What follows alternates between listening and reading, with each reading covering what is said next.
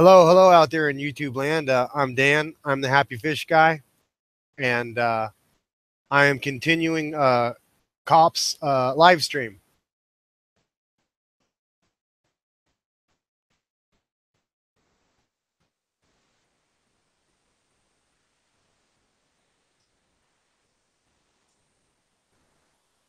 So anyway, if you're just tuning in, morning. Yeah, I was supposed to get off of work, and I got delayed getting off of work, and then I had to go help a friend. So it took me a little while to get home. Then I had to go. Yeah, I had to go get something to eat this morning. All right. Well, that's the crazy shenanigans of being me.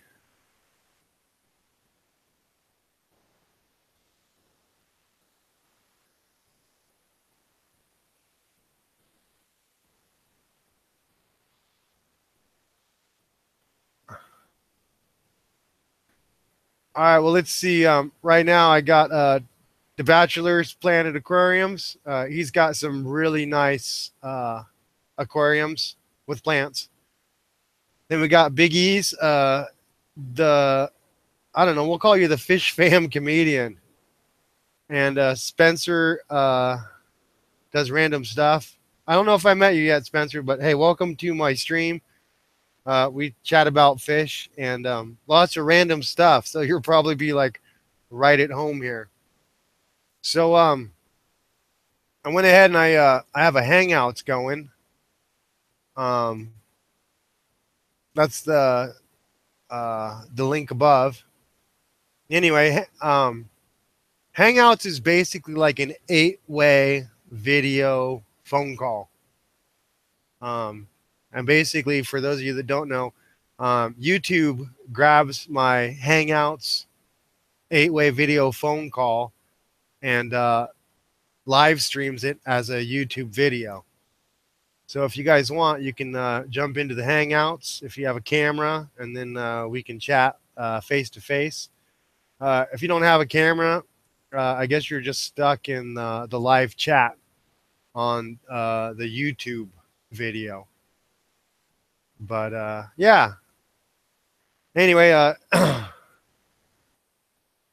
thank you for the guppy love, Spencer. That's pretty cool. What we're looking at right now is my Firetail guppy tank, and that right there is my bacteria condominium. I should probably zoom in on my bacteria condominium. That's the foam for my power filter. That big chunk of foam keeps all my baby guppies from getting sucked up into the power filter. And it's been hydrated. I really like this. Notice how nice and icky I got all that gunk growing. And yeah. And then, of course, that thing's all gunked out. I got a little overflow problem. But yeah. Let's check this out real quick.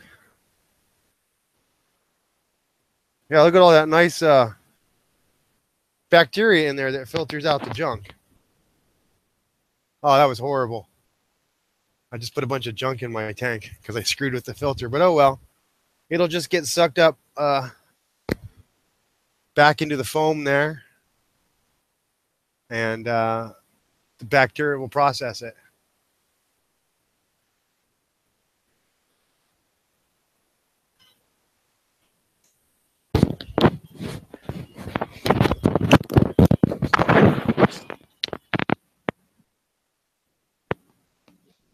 I was trying to listen in on Cops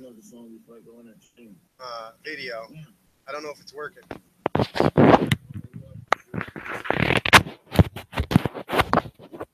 Anyway, if you're just tuning in, I'm having some sound issues real quick. I'm going to try to fix them.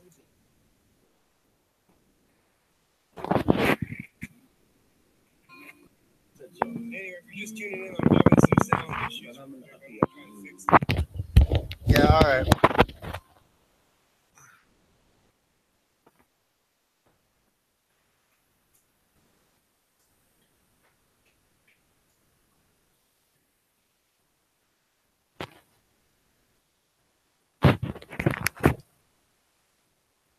All right, I'm having some difficulties. I'm in cops chat, so I have to disappear and I'll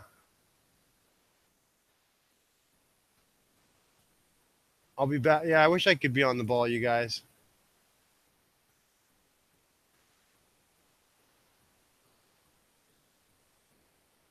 All right, give me about 10 seconds to get this stuff figured out. Trying to get everybody merged over from cops live stream to mine.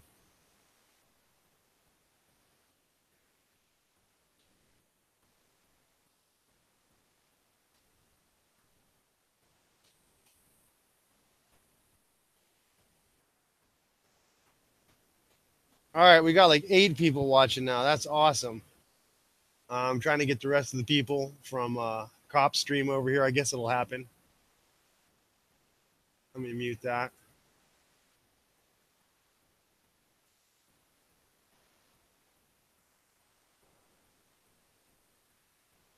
All right, well, let's go through and see what I got in chat real quick. Got plant the Bachelor's Planted Aquariums.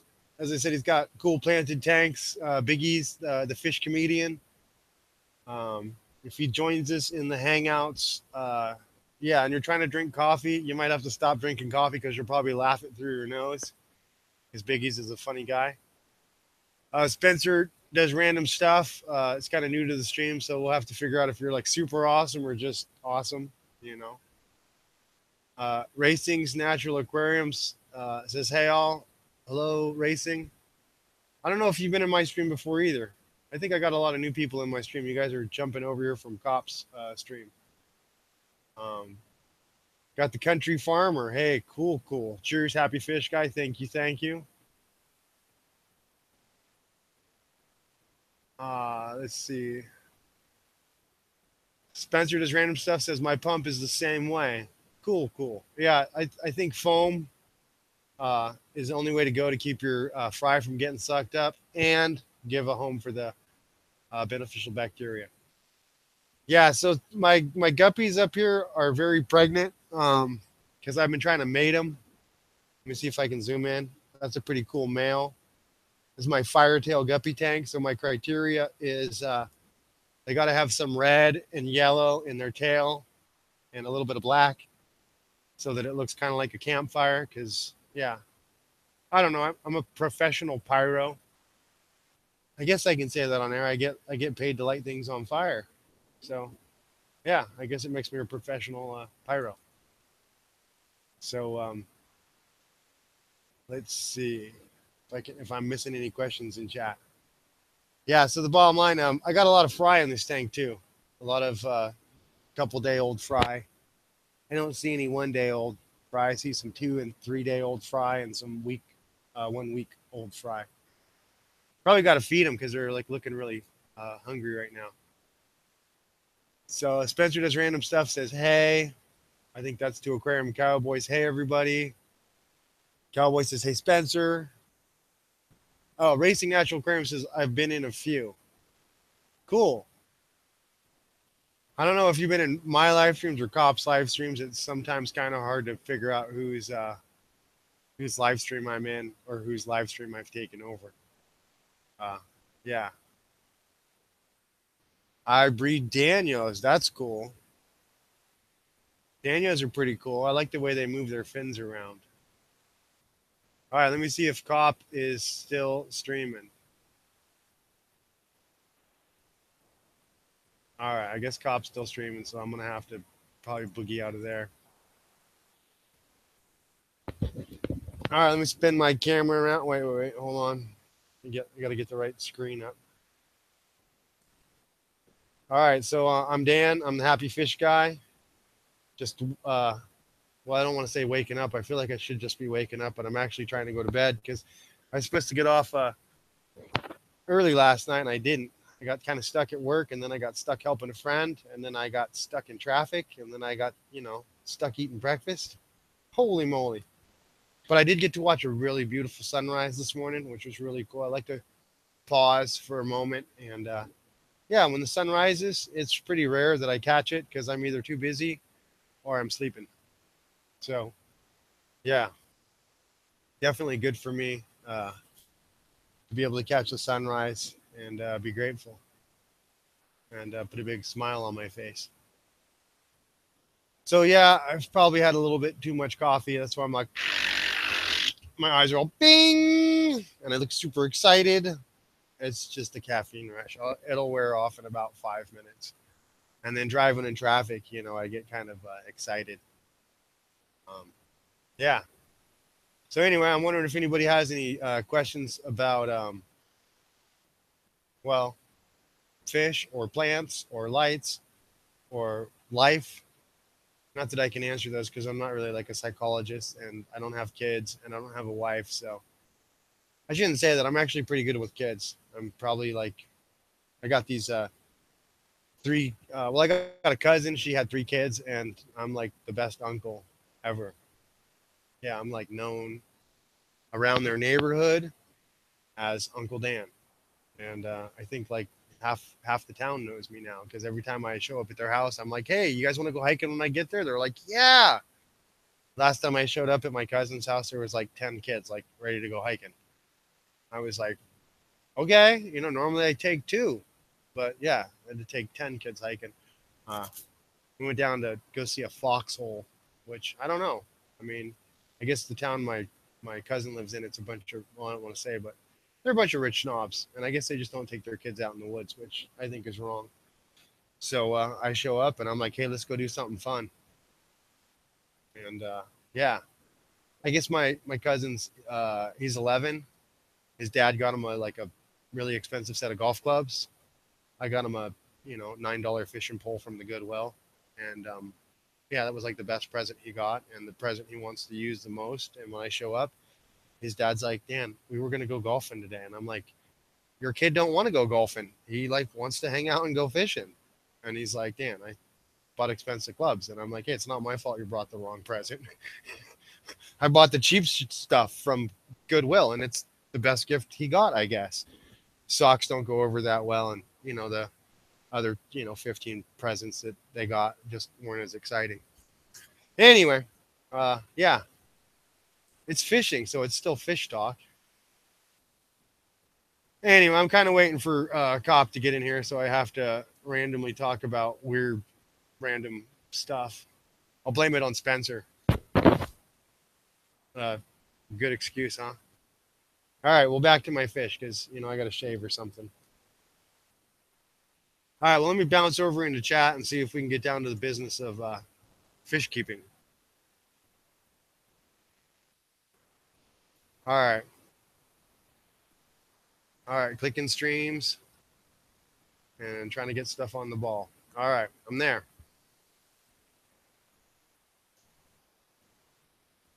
Now I'm like back on top of stuff.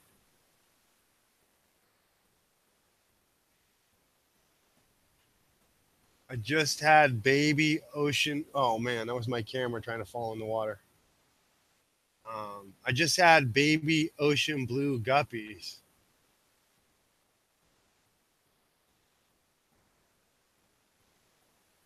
Yeah, that's the one color I'm trying to get in my tails. In my see the rain. I have the fire tail guppies, and then I have the rainbow tail guppies, which is when I can get anything other red and yellow, and if I can get blue and green in there, then I call it the rainbow tail.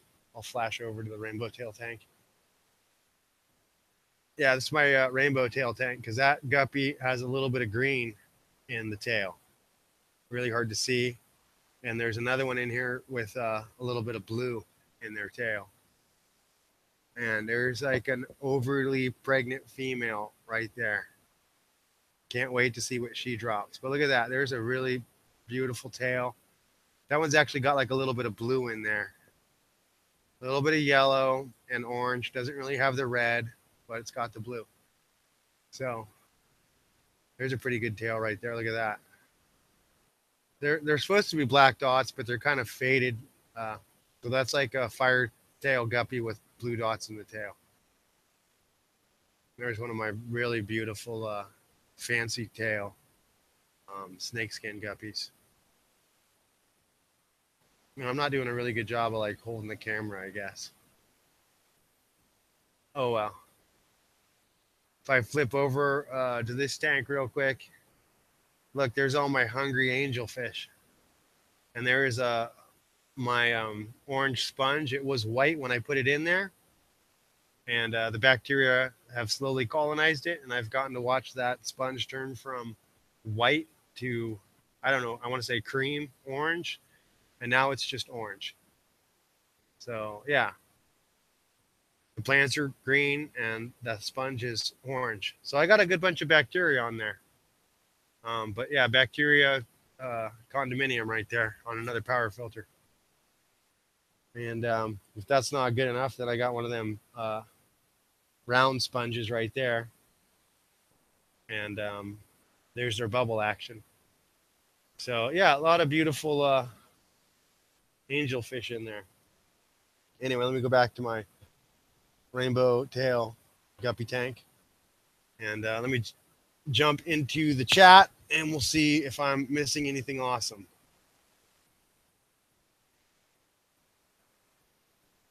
I'm going to pop my chat out real quick.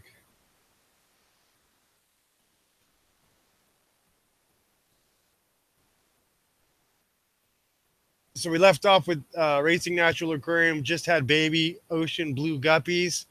That would be a really cool video to see because I'm trying to breed guppies, so I'm always trying to get. And I'm new to this, you know. I've been doing this like not probably even a year yet. So I've had a lot of success in breeding guppies and in breeding angelfish. Um, oh, and I'm breeding convict cichlids too. So, all right. Well, I'm gonna run down the live chat and see if I miss anything super cool. Spencer does random stuff is breeding Danios. We talked about that, but if you're just getting into my chat, I'm gonna kind of rewind to keep everybody fresh. The Bachelor says nice. I think that's about the ocean blue guppies, which I think are nice too. Helping change tires again. No, I wish. I'm really good at changing tires, and I can average car tire. It takes me about 4 minutes to change, maybe 7. Yeah. Let's see. I have pearl danios and long fin zebra danios. I really like the long fin zebra danios. They got this really awesome way when they swim. Their tails to me look like a little scissor action, and they're really beautiful. Always catch my eye, but they're kind of rare to see. Well, I'm going to try and get 2 more females since the PetSmart lady gave me 2 males instead of a male and a female. Good luck on the PetSmart. I'm leery about getting any fish from PetSmart because I'm always leery about what diseases they're going to bring into my tank. So I almost have to, if I get fish from Petco, I almost have to get like 10 of them, put them in a quarantine tank for like 2 weeks and see if anything weird happens with them, and then be ready to get like $15 worth of medicine to just drop in that tank. And then for my quarantine tank, I can introduce those fish to my regular other tanks because I got 12 other tanks. And I like to be able to pull fish out of any tank and stick it in another tank so that I can get certain guppies to breed with certain guppies and certain angelfish to breed with certain angelfish.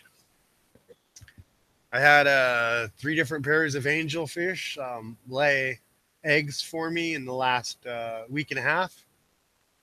And yeah, everybody's eating all their eggs because I didn't grab them away in time.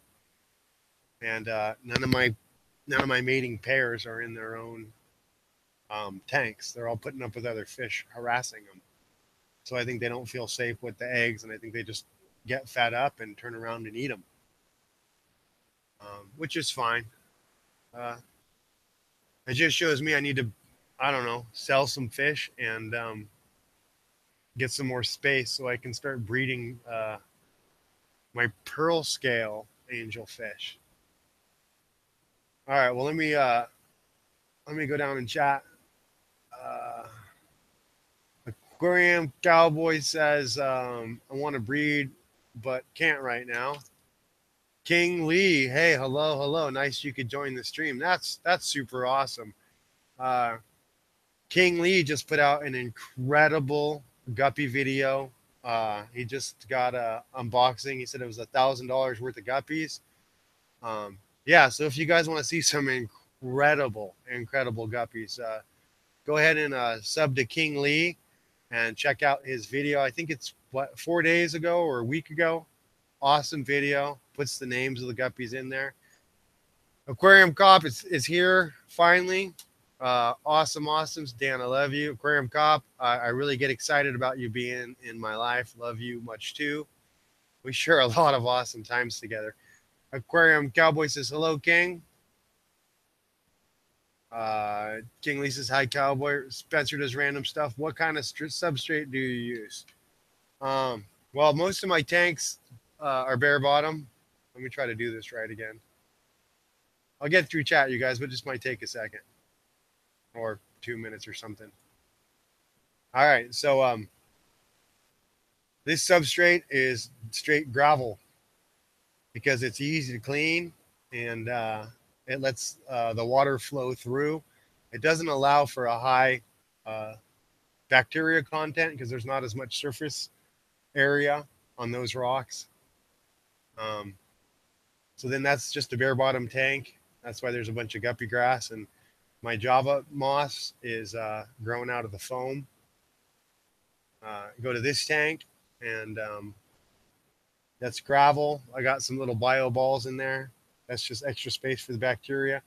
Anyway, this gravel gets clogged with bacteria because of there's so many fish in here growing.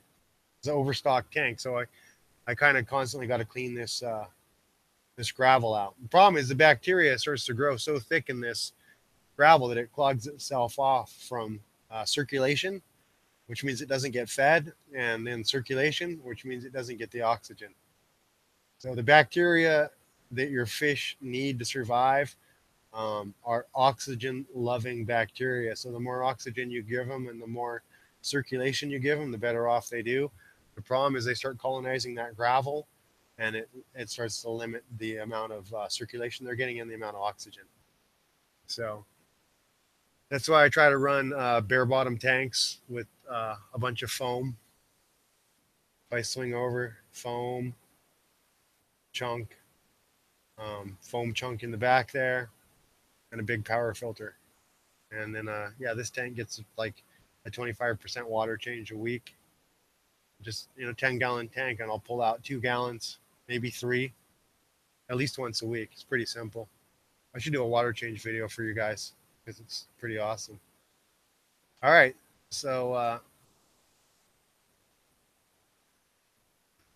I was trying to think. I mean, I do actually have like some other substrates that I use, but I haven't gone to soil yet. So I got some, I guess, growing up to do. What up, angry fish guy? Yeah, I kind of feel that way this morning, Dank Tanks, but oh well. I got a smile on my face. I've had a good morning. It's a busier night than I wanted. South Florida, African cichlids. Hey, happy fish guy. How's it going? Hey, nice to see you here. I caught your live stream the other day. That was pretty sweet. I only caught like 5 minutes of it though. Liberty Bell cichlids. Hi, everybody. Man, there's like a lot of new people here. I'm going to have to go through and make sure I'm subbed up to everybody.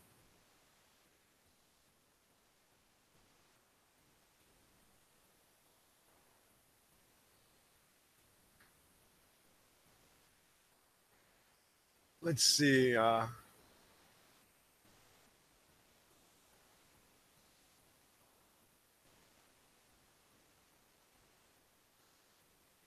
right, I just screwed my computer up, but I fixed it. Aquarium Cowboy sharing the love. That's awesome. Back to work for me. Have a great live stream. Well, glad you could join us racing natural aquariums. South Florida in the house. I think that's because like Liberty Bell cichlids and South Florida cichlids are, well, from Southern Florida. So that's pretty cool. That means my stream is like US wide.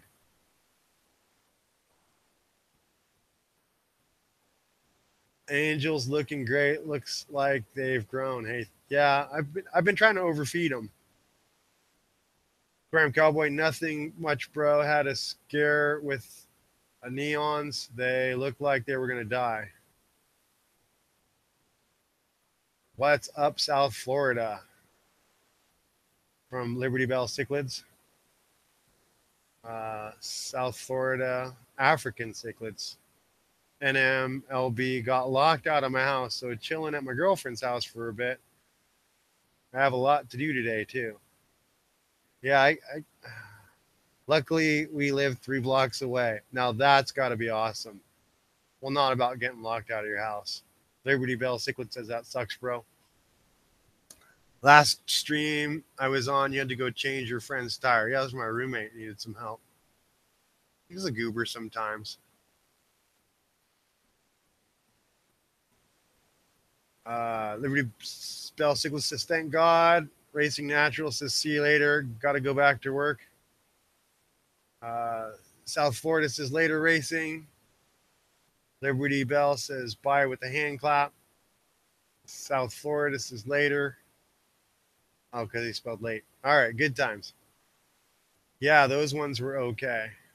From Aquarium Cowboy. The Bachelor says, I have guppies once and thinking of having them again. Oh, man, my computer's doing weird stuff. What's going on, D, the Beta Man? Never had a community tanky. Me neither, South Florida. The more I see them, I would have them, but my water comes out perfect for Africans. 7.8 pH and hard water. Yeah, probably perfect for cichlids. But I do like guppies that have crazy colors. That's the main key. That's why I raise them. Chris, hey, morning. Dear Dan, I have one question for you to begin. Why do you obscure the side of the grow out angels? Oh, yeah, let me go back to that real quick.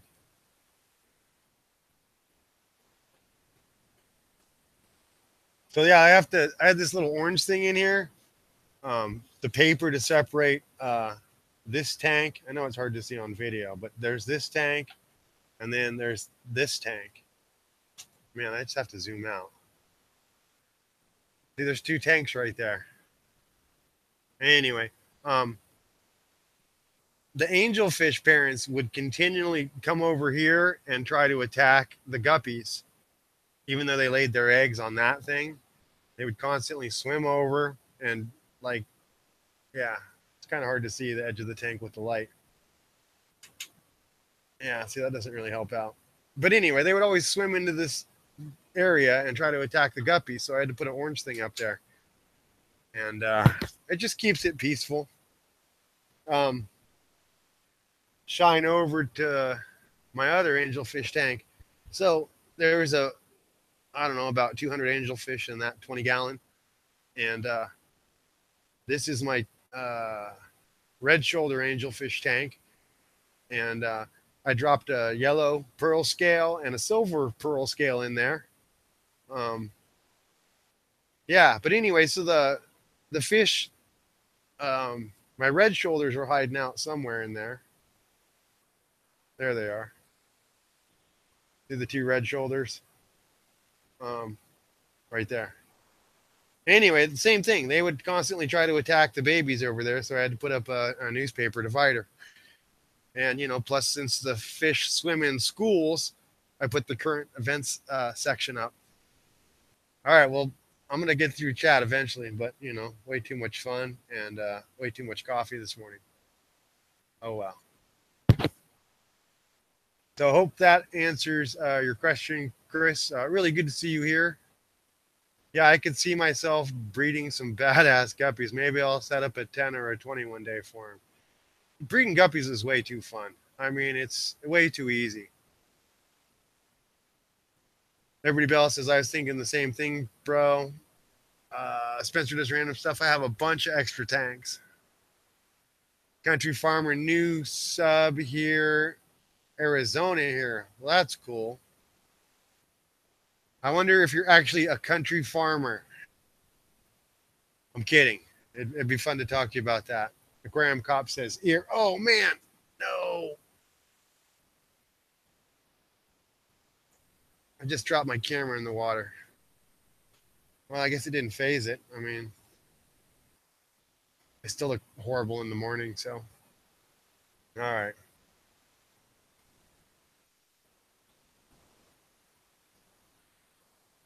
All right. Back to chat.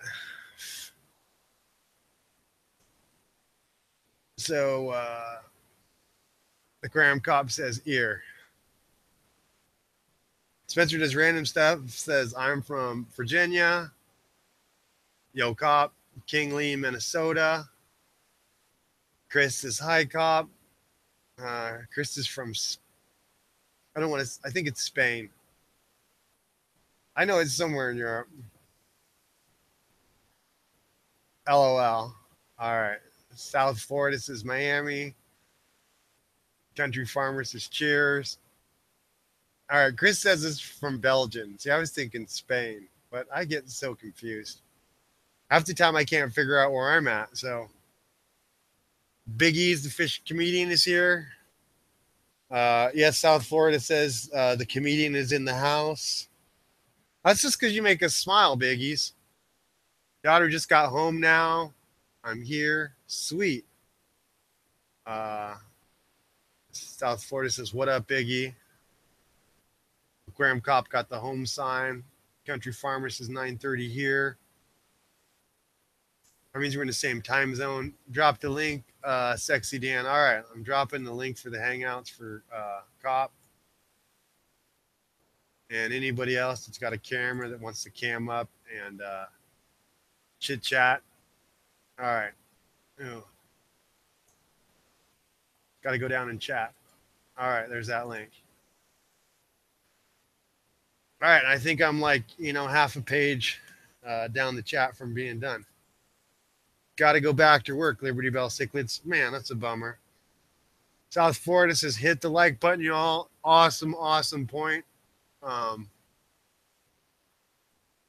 Cop says, can be fire guppy for life. I don't know. I'm lost. Maybe too much coffee for me to understand that. Maybe that's what we'll call Liberty Bell from now on. It's just LB. South Florida. That's kind of smart. Chris says, okay, peace and love. Right on, Chris. I think that's what life should be about. Country Farmer says, time to go hop in the shower. Be right back. Good deal. Need a shower too. I'm just glad I can't smell you all from here. Just got oxygen tank out of my place. Wait 3 weeks. All right. There's a Hangouts link. Chris says, I'm making RO water downstairs, reverse osmosis. Cool, cool. Chris says, hi, easy.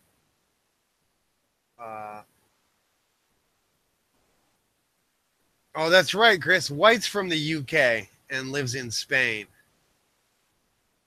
Man. All right. Well, that's the end of my chat. So I got South Florida Cichlids hanging out in the Hangouts. I got Aquarium Cop hanging out in the Hangouts. So definitely cool. You guys could join the phone call. That's what I call Hangouts. It's basically an 8-way video phone call. If you set your YouTube live stream up, sometimes it'll start a Hangouts automatically, and then YouTube will grab the Hangouts and stream that. And so that's what you're seeing now. Basically, is if you look at the bottom of your screen, you see Cop and South Florida. South Florida African Cichlids. Hit the link, joined the Hangouts with a camera. And Aquarium Cop joined the Hangouts, and so now they're getting broadcast to the world with awesomeness. Biggie says, "Ben, look for Bristlenose founded on the floor dead. He tried to fly." Oh, that's not good to hear, Biggie. That's why you got to put a lid on stuff. Oh, now this is going to be cool, you guys. So Chris says after he showers and gets the reverse osmosis water, he is going to show his fry and hand feeding. I feel like I want to beat you to it. I want to grab some food. This is like cheating. All right, maybe Chris is already in the shower. I don't know yet, but I'm gonna cheat. So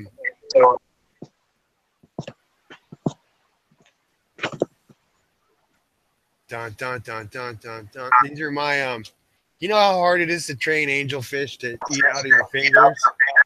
See, that's my fingers, and these are my finger fed angelfish. Wow, that's a lot of angelfish. Yeah. At least these guys don't bite as hard as my 12-inch Oscar fish. I think they want Oh, more for food. sure. I feed my. Are you growing those out to sell them? Yeah. Nice. Yeah, they look like they're pretty decent size now, man. Yeah. Last time I saw your stream, they were tiny. Yeah, they were all like that size. Well, that's hard to see, but I mean, yeah, there's still some small ones in here. I mean, they're still not, like I want their bodies to be, as like that's the main deal. It's like, But the trick on these guys is because these are veil tail, and their fins are larger, they look larger than average angelfish. True. So, but that's just because they have the high fin and the low fin and the tail sticks out. But I still want the fish guy was like talking. He goes, when you can do that, that's a good body size. That's a good selling size because he doesn't want to sell them when they're like dime size. Yeah, that's probably like 2 inches around. Yeah, he goes nickel size and then quarter size, and he's like, there's like a quarter size. He's like, I want them to be like that, $50. Yeah, I guess that's what it is, $50 size. Or a little bigger. Yeah. Aren't quite there yet. We show you this other tank. See, that would be a great selling size right there. That yellow one. Mm-hmm. See if you put him up to the deal. I mean, he's got some good size on him. That yellow one is a gentle pearl scale, and mated with that long right there, that red eye veil tail. And so those two are a breeding pair, but they laid their eggs on that little cable back there, and they had them for like 4 days. And I think there were so many fish in this tank that they were like, skip this. We're just going to eat our eggs. So, yeah, let me go under my desk real quick. I had my under the desk angelfish. That marble and that marble veil tail, they laid eggs on the glass. I set them up that nice clay pot. They were like, no, we want to lay on the light or underneath the light.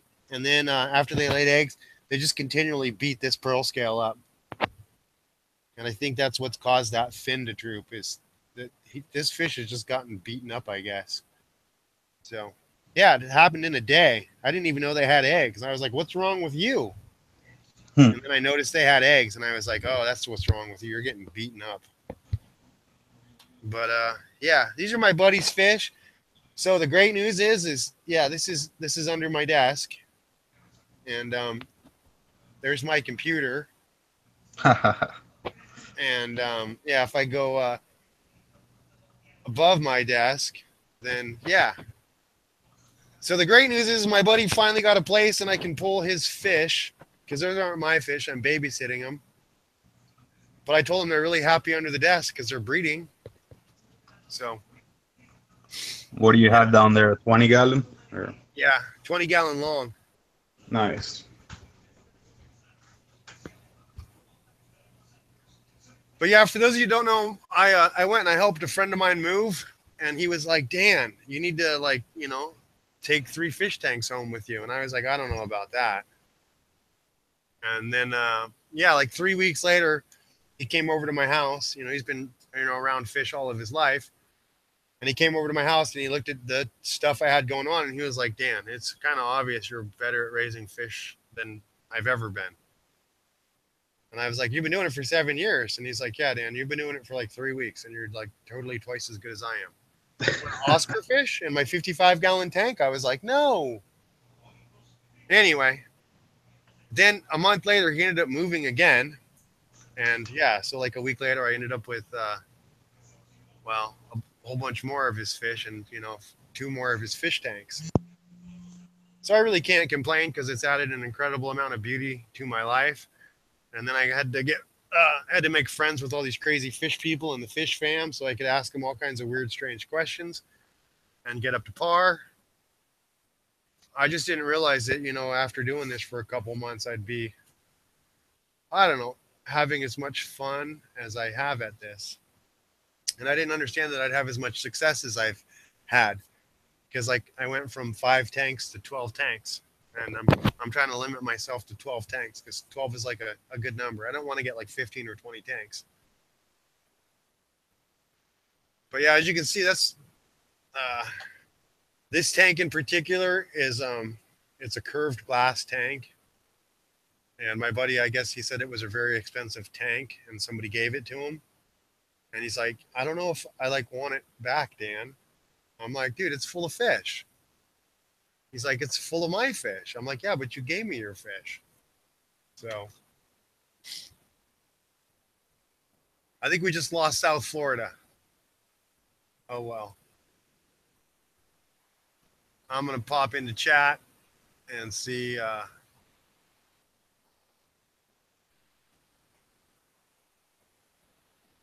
Yeah, I think we just lost you, South Florida. I'm not sure where you went.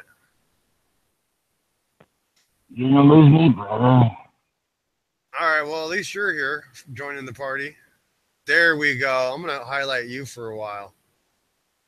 That is called Awesomeness from Cop After Halloween.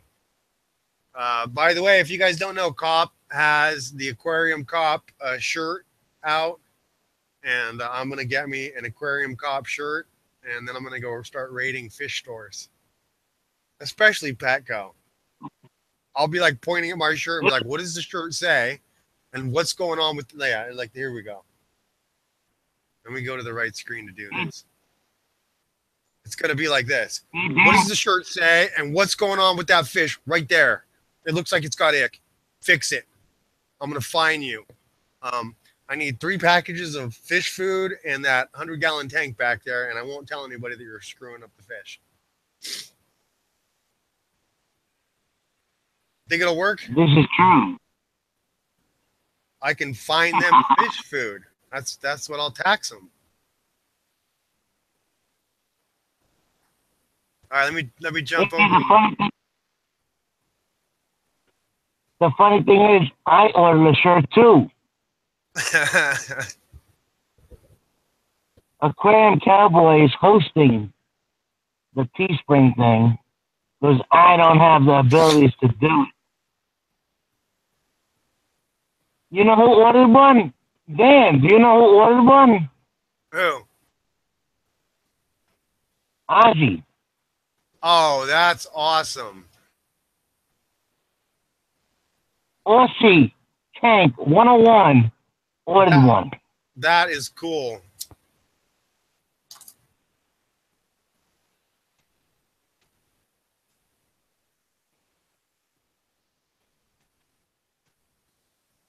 What happened last night? You told me you were getting on at 3:51 a.m. It's like 9 hours later. Did you help your friend? Yes.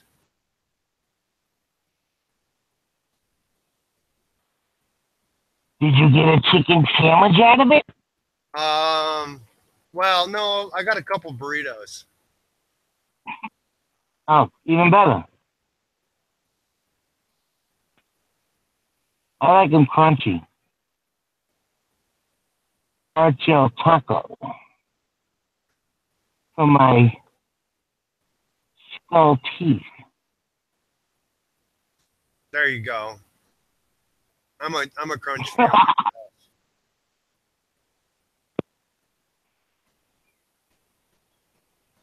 All right, let's see what I'm missing in chat real quick. Yeah. Sasquatch. Ooh, we got Bigfoot in the house. Now that is cool. And now Big E's has joined the chat. So we got the fish comedian in the house. Don't be All right, Dan. don't be drinking hot. Dan and Biggie.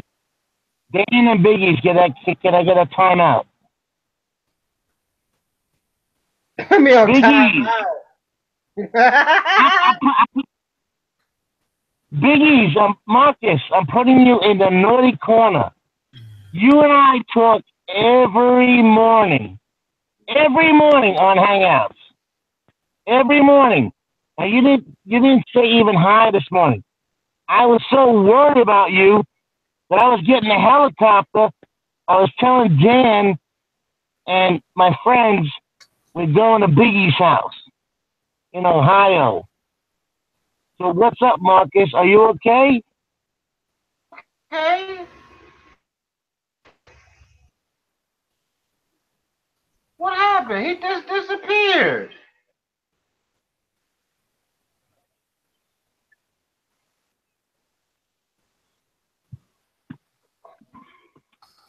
Did he like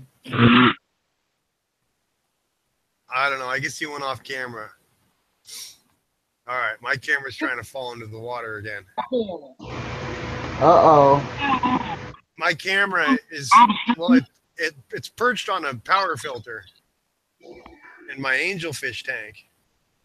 Oh, no, that's not a good... I'm still here. I just wanted to hear Marcus's answer. It's that nice bacteria home and a nice bacteria home, and I got it bubbling. And then It's called Dopamax. The real name is called Topamax. Called medicine. He's blowing his nose. He's got a cold. It seems like everyone has a cold. They sure do. See, somebody that gave him a cold. Okay, so the story behind my cold, you guys, is I was talking to my friend, and they were like, "Yeah, I'm not having a good day, Dan, because my kid is sick." This was like a week and a half ago. And I was like, "Really? What's your kid got?" And they were like, "I don't know, Dan, but it's miserable over here." And I was like, "Dude, I'll be right over." And they were like, "Dan, you're crazy. You don't want what my kid has." And I was like, "Yeah, I need to give my immune system a workout. Like, otherwise I'll have to go pay for the flu shot." And so I showed up at my friend's house, and their kid was like, "Dan, let's go crazy and have fun." And I was like, "Sure, let's hang out and we'll, play Legos and chase the cat around the house and all that other random stuff." And my friend was like, "Dan, you're crazy. I'm going to go to the store and go shopping now. You get to babysit." And I'm like, "Dang, I hate babysitting." And they're like, "Dan, you're not here to babysit. You're here to catch my kid's cold, right?" And I'm like, "Oh, that's right." So, it took 4 hours. Kid coughed all over me. And I was like, next day, I was like, "I feel fine." Second day, I was like, "I feel fine. I don't think I got your kid's deal because I think I'm like fine." Third day, got wiped out. You've been sick for like 4 days, 5 days now. I think it's been a week and a half now. I don't know. Last week he was sick. Yeah. I say 4 days, meaning he hasn't streamed or talked to us in a freaking week and a half. Well, the sad truth, you guys, is I've been doing some other incredibly awesome stuff. As long as you're not doing drugs or committing crime, I love you. I was trying to think, that's such a hard, because sugar is like a drug for me, you guys. I can get a sugar high. Like, you drink that lactose milk thing you drink. You'll be fine. Bigfoot says, I'm just lurking. I've got water changes on 8 tanks. Also have to move some fry around so I can release some more fry. Hey, that's cool. I gotta do that 20 gallon. That's the only thing I gotta do now, the 20 gallon. And get rid of some more hawthorn grass. I got rid of some grass like a 10 gallon. Hey, Dan, Chris One is in the house. Christoph. Oh, awesome. We might have to highlight his tank. Absolutely. Well, I don't know if he's on the chat, on the video, but he's in the chat. Yeah, he said he was going to go take a shower and get clean. And then he said he was going to show us his fry and some hand feeding. I think that's him. Right there. I see him. Bigfoot says Bigfoots are professional lurkers. That's cool. We could find your prints. Footprints.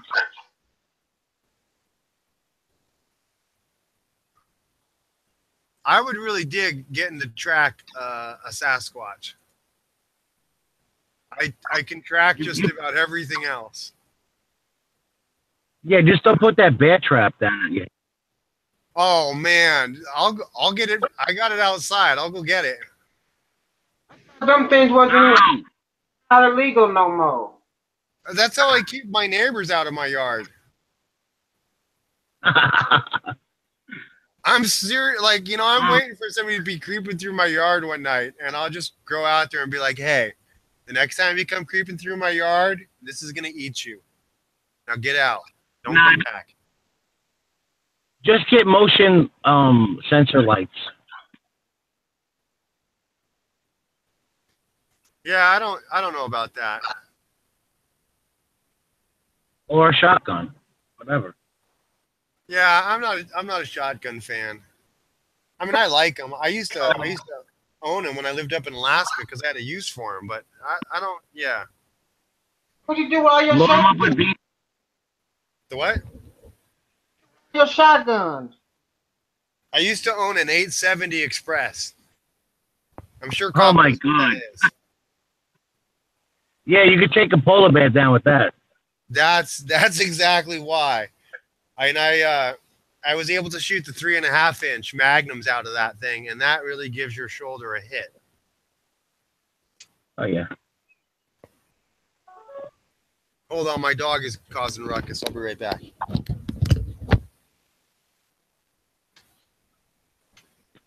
What's up, Marcus? Much. You gotta do the 20 gallon tank today. Take some water out of What it. did you do? Take some of this What hot. did you do with the?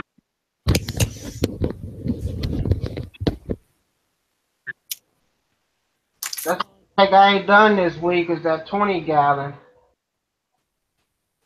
Where's the trumpet snails? They in both tanks. They in that 10 gallon tank and then that 20 gallon tank. All right, cool. Don't hate on them. They're good people. I don't hate on them. They keep the tank clean. Did your friend get rid of his tank because he can't clean it with his arthritis? Nobody came and bought it yet. Why don't you get rid of your bed? Huh? Why don't you take it? Where I'm going to put it at? Get rid of your couch. I'm going to fit it out in this room. You got room. Where at? You tell me. Move your couch over 2 feet. Come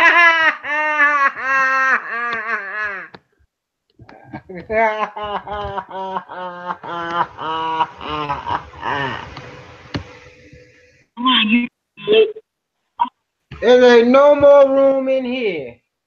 I want to get rid of my 75. Because I'm tired of taking care of it. He gonna give me all the out of it. All three of these tanks. Why don't you put it on your porch? I don't have no porch. It's a false porch. It's just it's a railing going out there. That's it.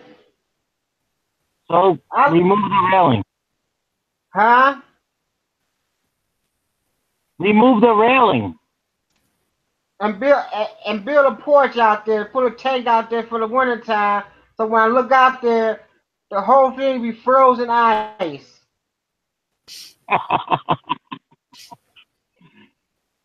All right, you won. There sure ain't no room in my bedroom because I got a queen size bed in there. I can't believe he's selling his fish tank. Talking about I can't take care of it. So he's selling his fish tank. That means the Pleco you gave him, the Pleco that you gave him, and all those fish you back in my tank until I can get rid of it.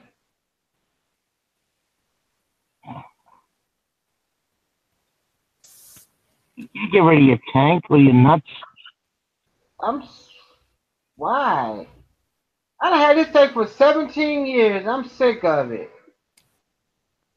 I want to get something smaller. But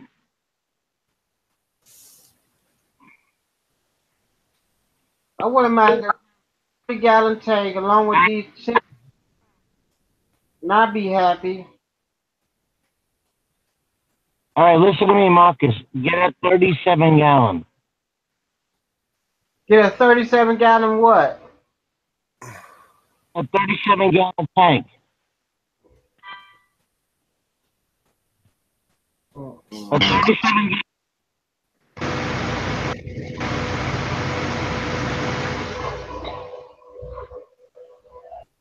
I'm just tired. Flushing the bowl again. Just listen for a second.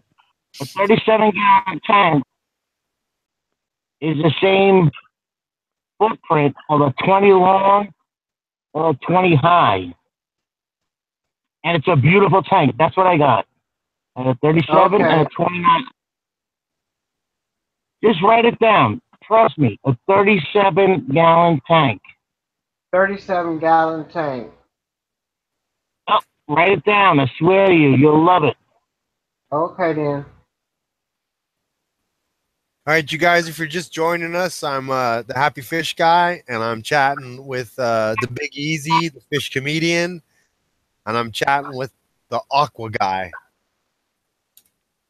Aqua Guy.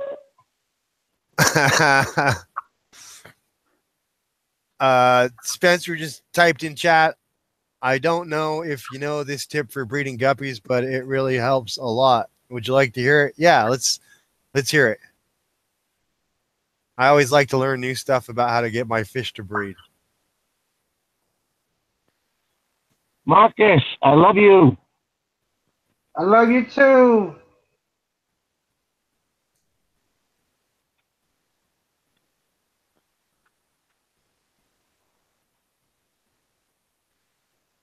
So is Dan reading the chat about this amazing guppy thing or what? I don't think he's typed it yet. Amazing. Okay. I don't see what's so amazing. I got two pregnant ones. I got two pregnant ones in there already, and I think I got another one, a baby pregnant too in there. I don't have problems with pregnancy around here with guppies. I need to go in there now and see if they drop. Let me go over here and look. I bet there's some babies in there.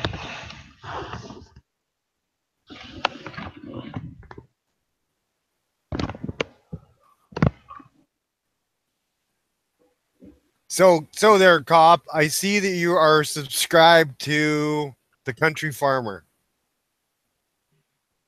Oh yeah. Have you seen? Wait. Have you seen? He subscribed to me. Wait. he subscribed to me, and I subscribed to him, and then I looked at his videos. That's all I'm saying. I thought he was, yeah, no. Yes, subscribe, give love, but that's it. Okay. I'll just, just try to keep things straight with you. I know how you are. No, it's straight. I thought it was like tomatoes and goats, but it's not. But, I'm not going to unsubscribe because people Okay. do what they do, you know. He's a nice guy. He's supporting. He is a nice guy. Yeah. I was reading one of the video comments, and somebody was like, "I just turned you into the FBI." That is an honest comment on one of his videos. I know. So I'm just hoping that he either lives in Washington or he lives in Colorado. I'm subscribed, but I didn't ring his bell because, hey, people got their thing. I'm not interested in that, but that doesn't make him a bad person. You know what I'm saying? No, I'm good. I just let everybody do what they're gonna do, and I enjoy it. I mean, he seems very passionate about what he does, and I really love passionate people. That's the bottom line. I love passionate, honest, nice people too. Yes. That's why I subscribed to him after he subscribed to me, and then I watched his content. His content is not for me, but I did not unsubscribe. I just did not ring the bell. Okay. So I didn't, you know what I mean? I support him, whatever, but I'm not watching it unless he puts some fish on. That's all I'm getting at. I like to remind people if they see questionable things in my room that I live in Washington State, where, nothing in my room is illegal. It might not be your thing, but, it's, Right. But that's still, I would never thumb down the guy or unsubscribe to the guy. That's his thing. That's cool. He's nice enough to subscribe to me. I subscribe to him, but his bell is not wrong. It's not me. That's it. All right, so let me start reading through chat again. I'm gonna flip screens around. Waiting on Chris to join the Hangouts because he's gonna show us live feeding and some stuff with Fry. So I love when Chris says goopies. Yes.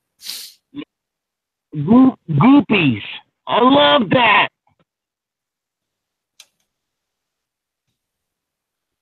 Guppies. But he says goopies. And it makes me happy. Is that him there? So let me read in chat real quick. So if you take a cucumber and skin it, then chop it up into little pieces, like little cubes kind of, and then boil it for 15 minutes to make it all soft and soggy, you can feed it to your guppies, and it's really good treat for them, as well as it works especially well during breeding time. Yeah, because the fry can really use the extra fiber. Let's see. Country Farmer is back. Cheers, room. I am back fresh from a shower. We were talking all kinds of awesome stuff about you, Country Farmer. Spencer does random stuff. Says I also fill them up with energy, their body health-wise. Yeah, the cucumbers are really important for snails because they get the calcium. Sasquatch says I just subbed him because I am a MMJ patient here in the wonderful state of Colorado. Country Farmer says cannabis is a wonder herb. Yes, I definitely believe that. Sasquatch Aquatics says I would like to say thank you for not being judgmental to everybody. I am MMJ because I do not want to be a zombie from all the drugs. That's a very great point. I myself, I live in Washington State, and I do a lot of work with veterans. And yeah, my average, I guess the average veteran I talk to is, I would have to say, on 12, yes, 12 different medications from the VA to deal with what they're dealing with. And I work with a guy right now, and yeah, he got blown up a couple times in Afghanistan, and he's on some VA stuff, and yeah, he's become a really good friend of mine. And the bottom line is, if this guy doesn't smoke his weed, he is not right. And it doesn't matter what the VA gives him. This guy is just on edge, and everywhere he goes, he takes his therapy dog with him, and he doesn't drive because of some of his conditions and issues. So I get stuck driving him around, which I enjoy. But I think it's amazing when we walk into stores and people will give him smack about having the dog. And I get really gruff really quick, and I'm like, yo, service dog, shut up.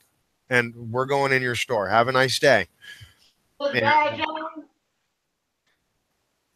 And so, yeah, being in the position that I'm in, and living in Washington, it's kind of strange, but I got a scholarship to University of Washington to take their Master Gardeners program, because I know, well, I know about plants, and I built a public hummingbird butterfly garden in the city of Tacoma, because I wanted a bunch of flowers, and I got published in a newspaper. And then I was talking to the University of Washington about some of the issues, and they said, "Hey, we'll give you a scholarship." They gave me a scholarship to a $2,200 program called the Washington State Master Gardeners program. And so, yeah, I got a free ride to learn a whole bunch of stuff about plants. And the great thing I have now is I have access to the UW Research Extension, which means I can go in there with any type of bug or any type of plant, any kind of nutrient deficiency. So, yeah, people know what I do. They know that I help veterans out. Yeah. So basically, I trade my knowledge of plants for, well, let's just say I get paid in green stuff, and I happily pass it on to veterans.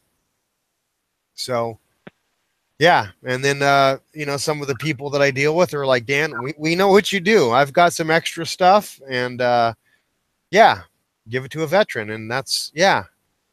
And the gentleman I work with now, yeah, he is just not right if he doesn't have his stuff. So I go out of my way, and if he runs out or has trouble getting his stuff, because he can't just go down to these local dispensaries and get stuff. His stuff has to be all organic, no chemical, no other weird stuff. Yeah, it's been very fun to work with him. Yeah, so for me, I don't know. My life is pretty much, it's about helping people. And if I can be helpful, then I'm going to be there. And that's kind of what happened last night. I got stuck being helpful. It's kind of hard to, yeah. I got kind of blown away, you know, on my way to work last night. I stopped by my favorite coffee shop, you know, to get a cup of coffee.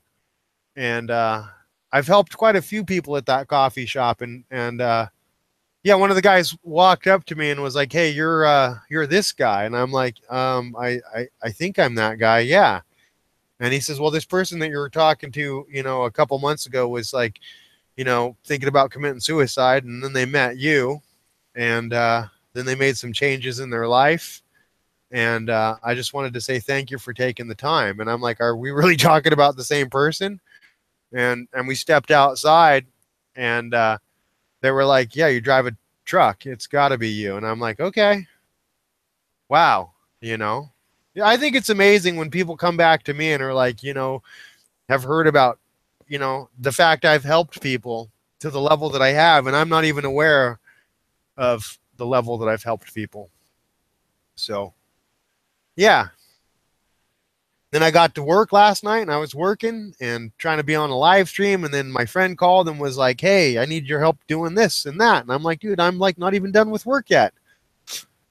So bottom line, I had to take off from work and go handle some stuff and then go back to work and finish. And yeah, so it's kind of a crazy night last night. I mean, I'm kind of thankful that my bosses aren't there to figure out, you know, what I'm doing and what I'm not doing. And yeah, I don't know. The bottom line about work is, you know, they show up today and they see that everything's been taken care of. All the chairs got taken down from the banquet they had over the weekend. They all got stacked. The floor got mopped. A bum got, you know, kicked out. So yeah, all kinds of random stuff. Let me see what I'm missing in chat. Let's see. Yeah, we already went over that. Sasquatch made some really good points about MMJ. Spencer does random stuff. I need 4 more subs to get to 70. Anybody willing to help? Go subs. Spencer does random stuff. Let's see. Country Farmer says, ooh, big pharma, drugs are bad. Yeah, I totally agree with you there. Spencer does random stuff, is loving the stream. You guys, if I wanted to, you know, my take on big pharma is they made some prescription medicines out there that are incredibly addictive. And I do talk with brain surgeons, you know, that are working in the field about some of the drugs that big pharma put out. And as my brain surgeon friend says, they are very horrible to the brain and do things to the brain that one cannot recover from. So I listened to this guy because he's got a double doctorate, one in neurosurgery, and I forget what the other one is. But he basically, well, he used to cut people's brains open. He doesn't do it anymore because he's too old to keep the steady hand. So he watches other people cut people's brains open. And yeah, they take out parts of the brain that aren't working and do other stuff. Yeah, it's amazing what this guy does, and it's amazing what he knows, and it's amazing what he shares with me. And when I talk with him about, well, let's just say different medicines that people are using, even alcohol. He says alcohol is very damaging to the brain and causes wet brain and a number of other stuff. And so, like he says, you know, if somebody was going to do a drug, I would prefer that if they could smoke marijuana and get the, you know, that's the fix. Stop there.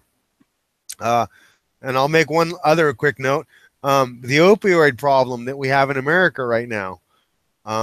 Big pharma. Basically, people get hooked on opiates because they're super addicting. And then the doctor cuts them off and they go to heroin. And because they're getting it on the streets, they die.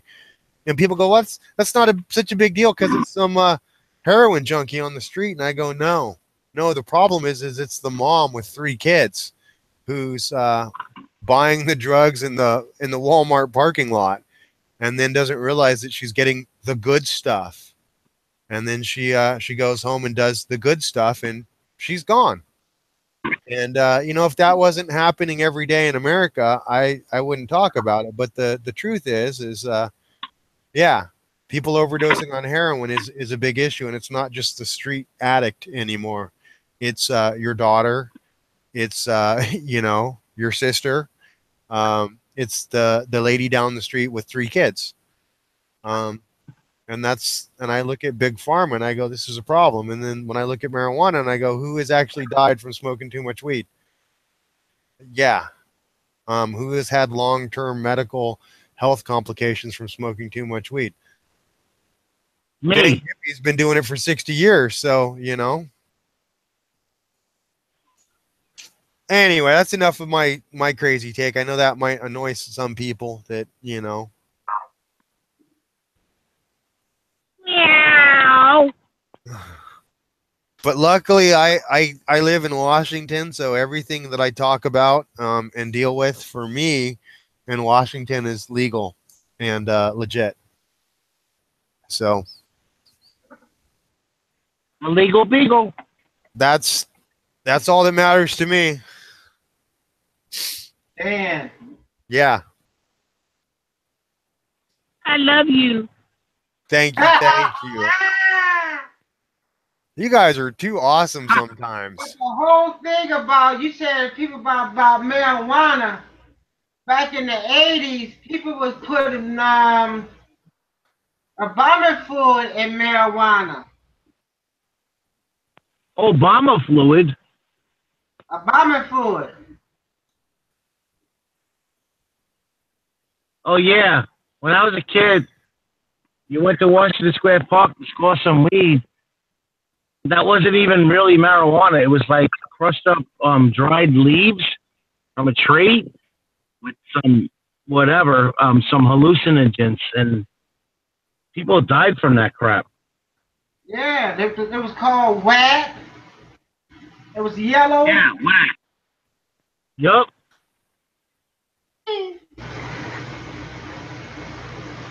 I lost friends from that stuff. People put stuff in marijuana like it ain't nothing. In marijuana, you don't know what you're getting out here now in marijuana. Like regular real marijuana is fun. You know, I don't do it, but I'm saying the crap out there now, it's like not even marijuana. It's like It's not. dried up leaves or buds with like some infused big stuff, and some disgusting man or person or human touched it. Like, who wants to smoke that? It was up someone's butt. I mean, really, it's disgusting. Yeah, let me smoke up his butt marijuana. That's real marijuana. Come on, man. Let's get off this subject and talk about happy stuff. With my happy Marcus and my happy fish man Dan. Let's get off the weed situation, please. I'm super happy to actually just be home. Yeah, let's talk about how comfortable your bed is and what's to make your mattress instead of fake weed that kills people. I do want to just share one quick note. I don't know if anybody here has actually been to Washington, but as easy as anybody in America can walk into like a 7-Eleven and buy a pack of cigarettes, that is how easy it is for people in Washington and people in Colorado to buy marijuana, recreational. Yeah, but Dan, Dan and Marcus, hold on one second.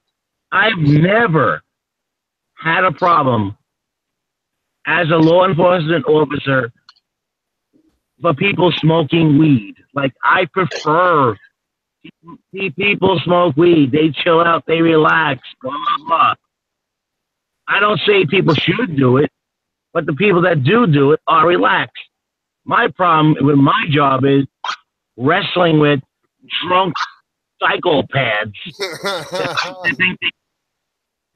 that think they can, pick a car up, So anyway, I really want to, any drug, blah, blah.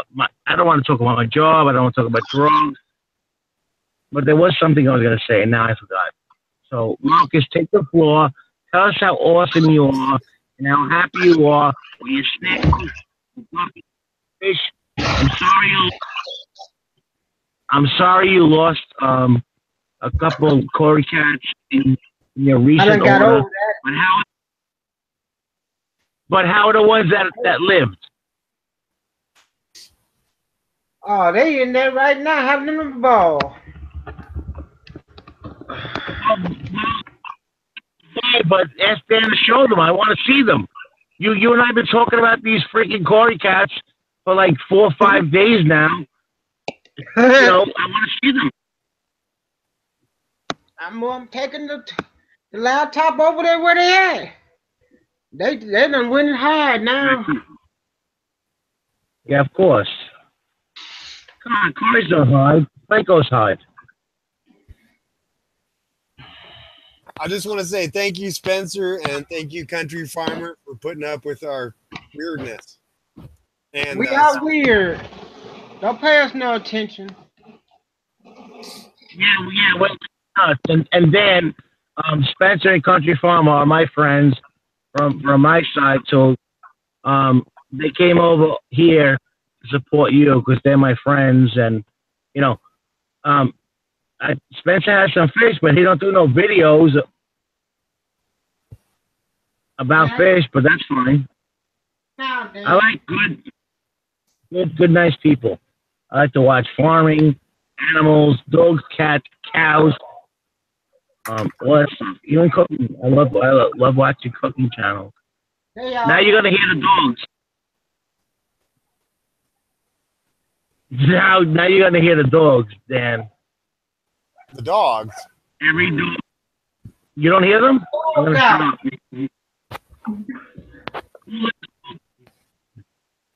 Who let the dogs in? 12 dogs, Dan. No. 12. They're not mine. They're my landlady's. What's the biggest dog she has? Well, the biggest one died recently because he was 17 years old. But the biggest one is Chance, who is the youngest one, which is a pit bull. Y'all got And pit he's a bulls cutie in pie. New York?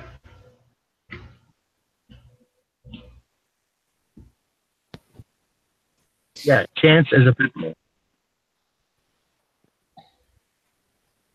Dan, you were on Aussie Tanks 101 live stream, like, I don't know, 5 months ago, where I filmed on live Chance, the pit bull. Oh, I remember. You were there. I know you. Yeah. Yeah, so that's Chance. He's the youngest dog there, but he's the biggest dog. He has every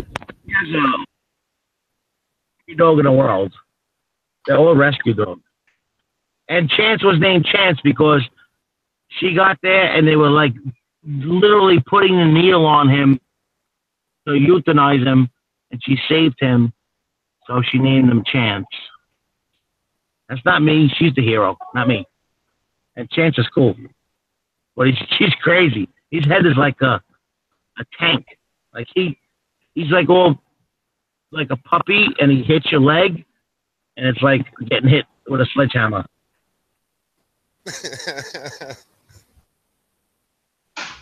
That's how pit bulls are when they're muscled out. Yeah, but pit bulls are really cute and kind. You know, now if you're a drug dealer and you raise it to be a fighter, but I don't know why that pit bulls are really, really cool. I think Biggie's needs to have a pet squirrel with a little leash. Right. Or a weasel. From the Or a weasel. south. I've been cooked, that squirrel. What's wrong with you?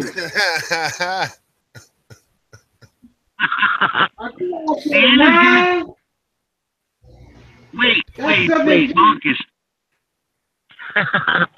Marcus, Dan is going to train. Dan is going to train a weasel to be friendly, and he's going to put it in a box and mail it to you. But Dad, we talk about what happened to the squirrel. Martha.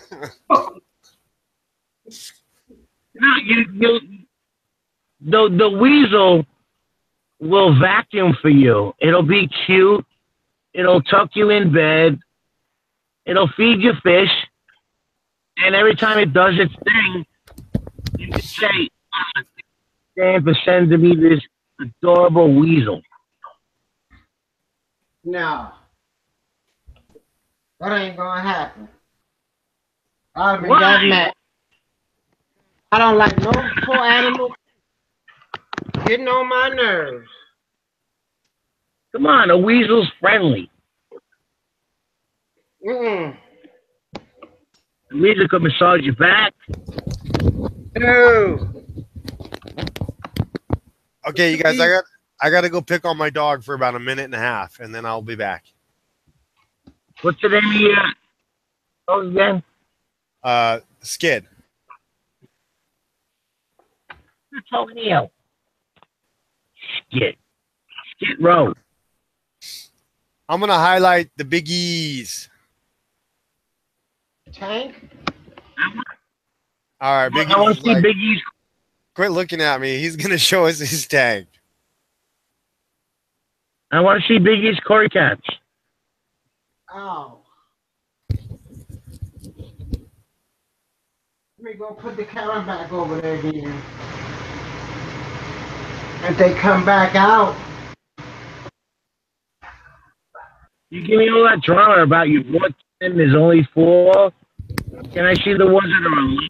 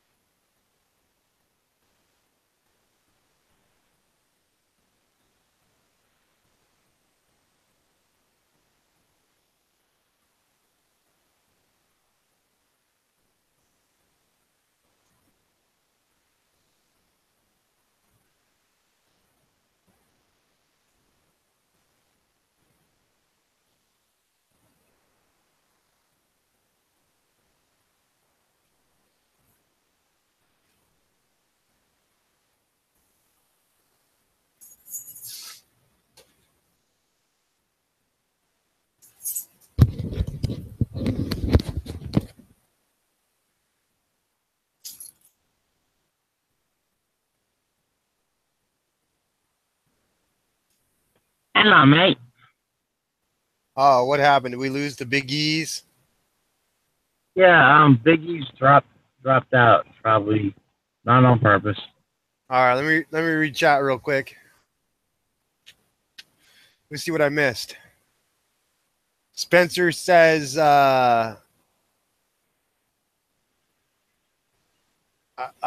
let's see. Spencer says, I love gouramis. Gouramis are really cool, really beautiful. Spencer says, thank you, man. Sasquatch says, I live in Colorado. I grow my own. I know exactly what goes in it. 2 thumbs up to that. Definitely cool. cool to living in Colorado and cool to knowing exactly what goes in it. Spencer says, hey man, no shame in weirdness. Yeah, we get a little goofy on my stream. We try to talk about fish, but it's really all around the world. Any topic is pretty much talkable about. Well, I don't know. Religion kind of annoys, I think, everybody in the stream, so we stay away from that. But yeah, I think everything else is cool. Nobody really cares about Trump, so who knows? I'm too busy dealing with my guppies to figure out what they're doing. Sasquatch says, even more reason why it should be legalized, then we can make sure we are getting actual stuff. Yes, good point. Yeah. I definitely agree with that. I am starting to make more fish since it's winter. Do be prepared for some more fish videos. Cool. I do like that important note about the zucchini and the squash, because I think it's important that fish get a balanced diet. Spencer says, what is the tank behind you? I haven't seen that one. I don't know if you're talking about me or Biggie's tank. Biggie says, power, unplug, wait. Let's see. I'll give you guys a quick little tank tour. I don't know where Chris went. He said he was going to come on here and cause a ruckus. Oh, Biggie's is showing us his tank with some gravel, and he's got some, is that an albino Cory cat? Wow, that is a clean looking tank. That's some beautiful water. Very clean. Got the foam in the back for the bacteria. Got some nice gravel. Got some nice guppy grass. That's a great setup there, Biggies. Yeah, that's why I'm confused. Like, Biggie's is like, I'm getting rid of. Biggie said he's getting rid of his tank. I don't even know what to say. He has like one of the cleanest, best tanks, and it bothers the crap out of me that he said that. Oh, that's a nice looking Cory cat there. But yeah, that's like a show tank compared to all the tanks I have. My tanks are just breeding tanks, so I just set them up so that I can, breed. I'd love to have a show tank. My tanks are like crap compared to his tank, and he wants to get rid of it. Dan, I'm not even kidding. Like, I would go to his house right now and give him a wake-up call. Like, this is ridiculous. Because his tank's like way better than mine. He wants to get rid of it. Like, really? What's the problem?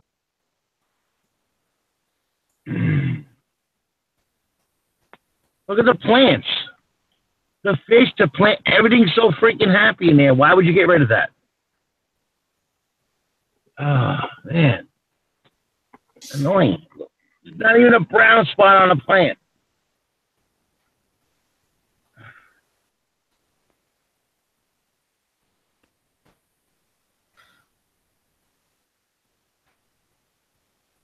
That is crystal clear. So I want to remind people in chat, if they garden, that your fish tank water, if you tested it and the ammonias aren't in there, and you got a little bit of nitrite and nitrate, when you do your water changes, you can water your garden with that water. And most I've been doing it for years. Most plants will really love the water out of your fish tank, because if you set your water up right, there's no chlorine in it when you put it in your fish tank, and then the fish add the fertilizer.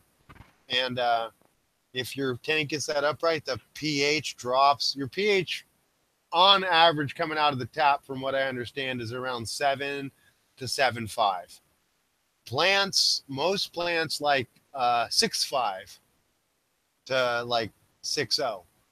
Anyway, so a real quick note is if your fish tank is sitting at like 6.8 or 6.5 pH, your plants will be able to get nutrients that they are not able to get. Well, they're able to get them at 7.0, but not as well. They just can't absorb certain nutrients.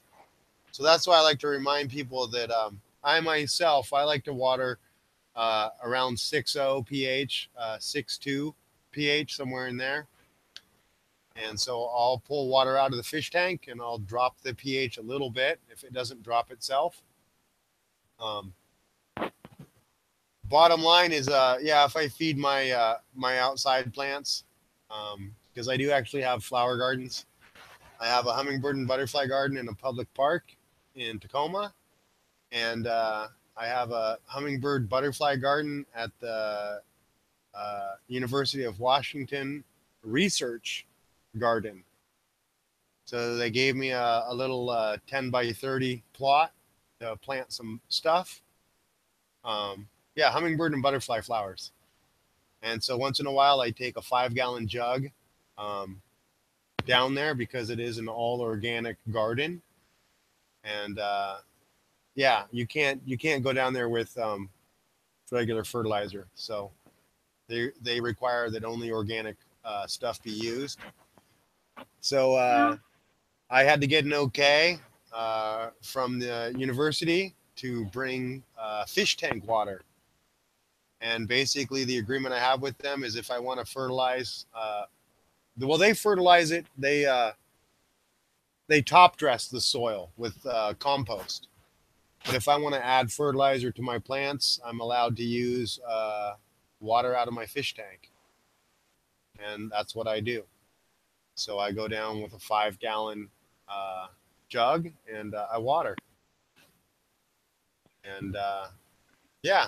So my flowers down there in the university research garden look awesome. And yeah, I have an incredible amount of fun trying to be as organic as I can with my fish.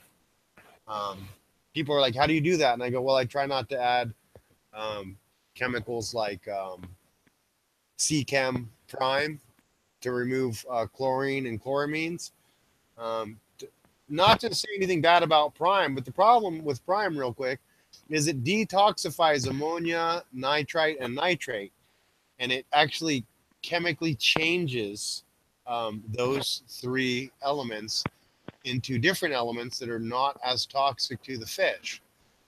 But when those elements become not as toxic to the fish, they also become very, very, very hard for your bacteria to assimilate them because they're now a different molecule than what your bacteria is used to assimilating. So if you're always using Prime, you're kind of always screwing up your bacteria and you're kind of constantly starving them and never allowing them to get started. So if you're always using Seachem Prime, it's kind of like using big pharma medicine. And I like to go for a more natural approach. So I like to remind people to set up a proper bacteria home. And if they have a proper home for bacteria, then they don't need to use Prime. And I would recommend using just a pure dechlorinator if you have to. That just dechlorinates the water. And then there's a bunch of products out there that add minerals into the water that help your fish get a slime coat. So just like humans need vitamin C and vitamin D and a bunch of other, your fish need maybe a little more minerals than what's in your tap water because some of those have been taken out.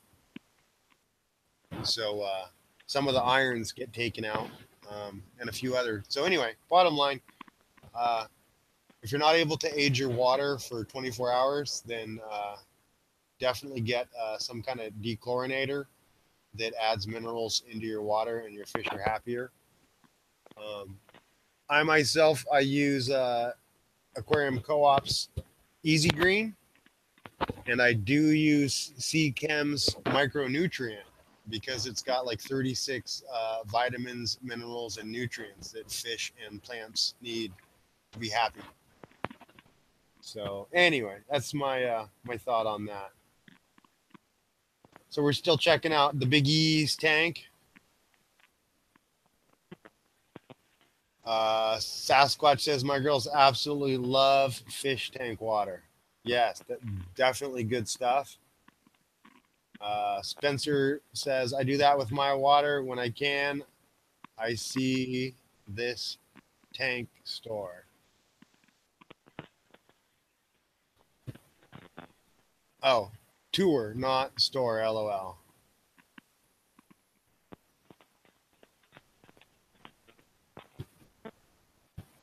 All right. So I think I'm now caught up in chat. Just glad you guys could join us, you know, as we talk about random weird stuff that not really fish related, but you know, fish related.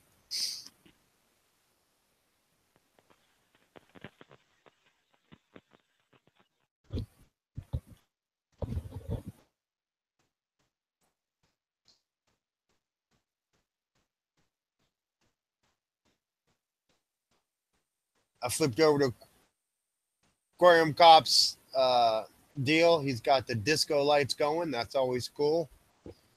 I flipped back to Big E's tank. Let me see if I can fly around my room real quick and show you guys.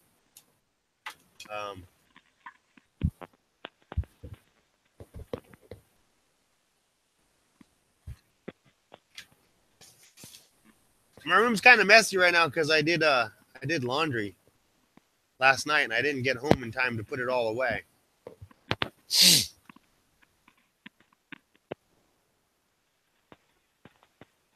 All right, Biggies, are you done showing us your tank for a little while? I like those Cory cats. Those things are awesome.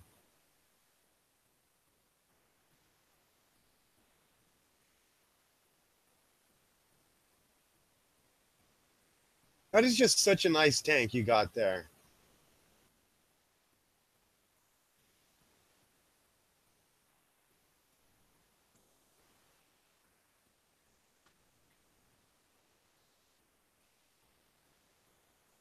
I'm going to go back and chat real quick.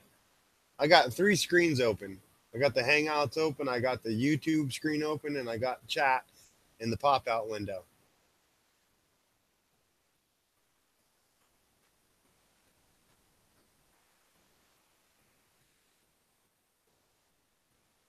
Oh, I figured it out, Spencer. It says, when can I see this tank tour?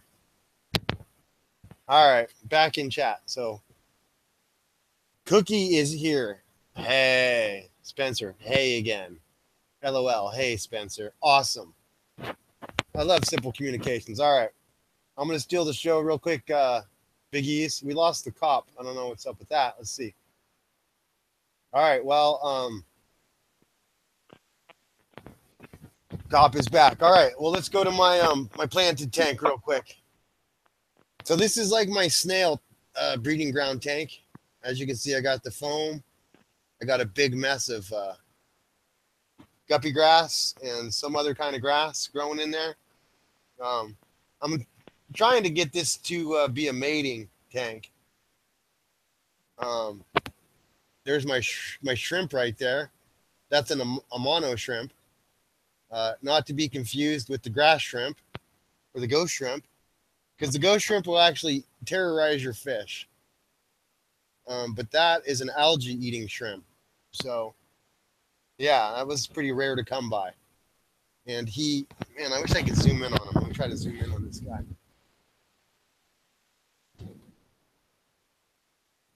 Yeah, so there's my shrimp. That's an Amano shrimp, and I guess he's messing with the snails. So those shrimp are named after, I guess, the Chinese guy, Amano, that did a bunch of planted tanks. And he used that shrimp almost exclusively as a tank cleaner. I wish I had more of them. I'm going to have to get more of them because that guy just flies around the tank cleaning everything. He even likes to clean the snails.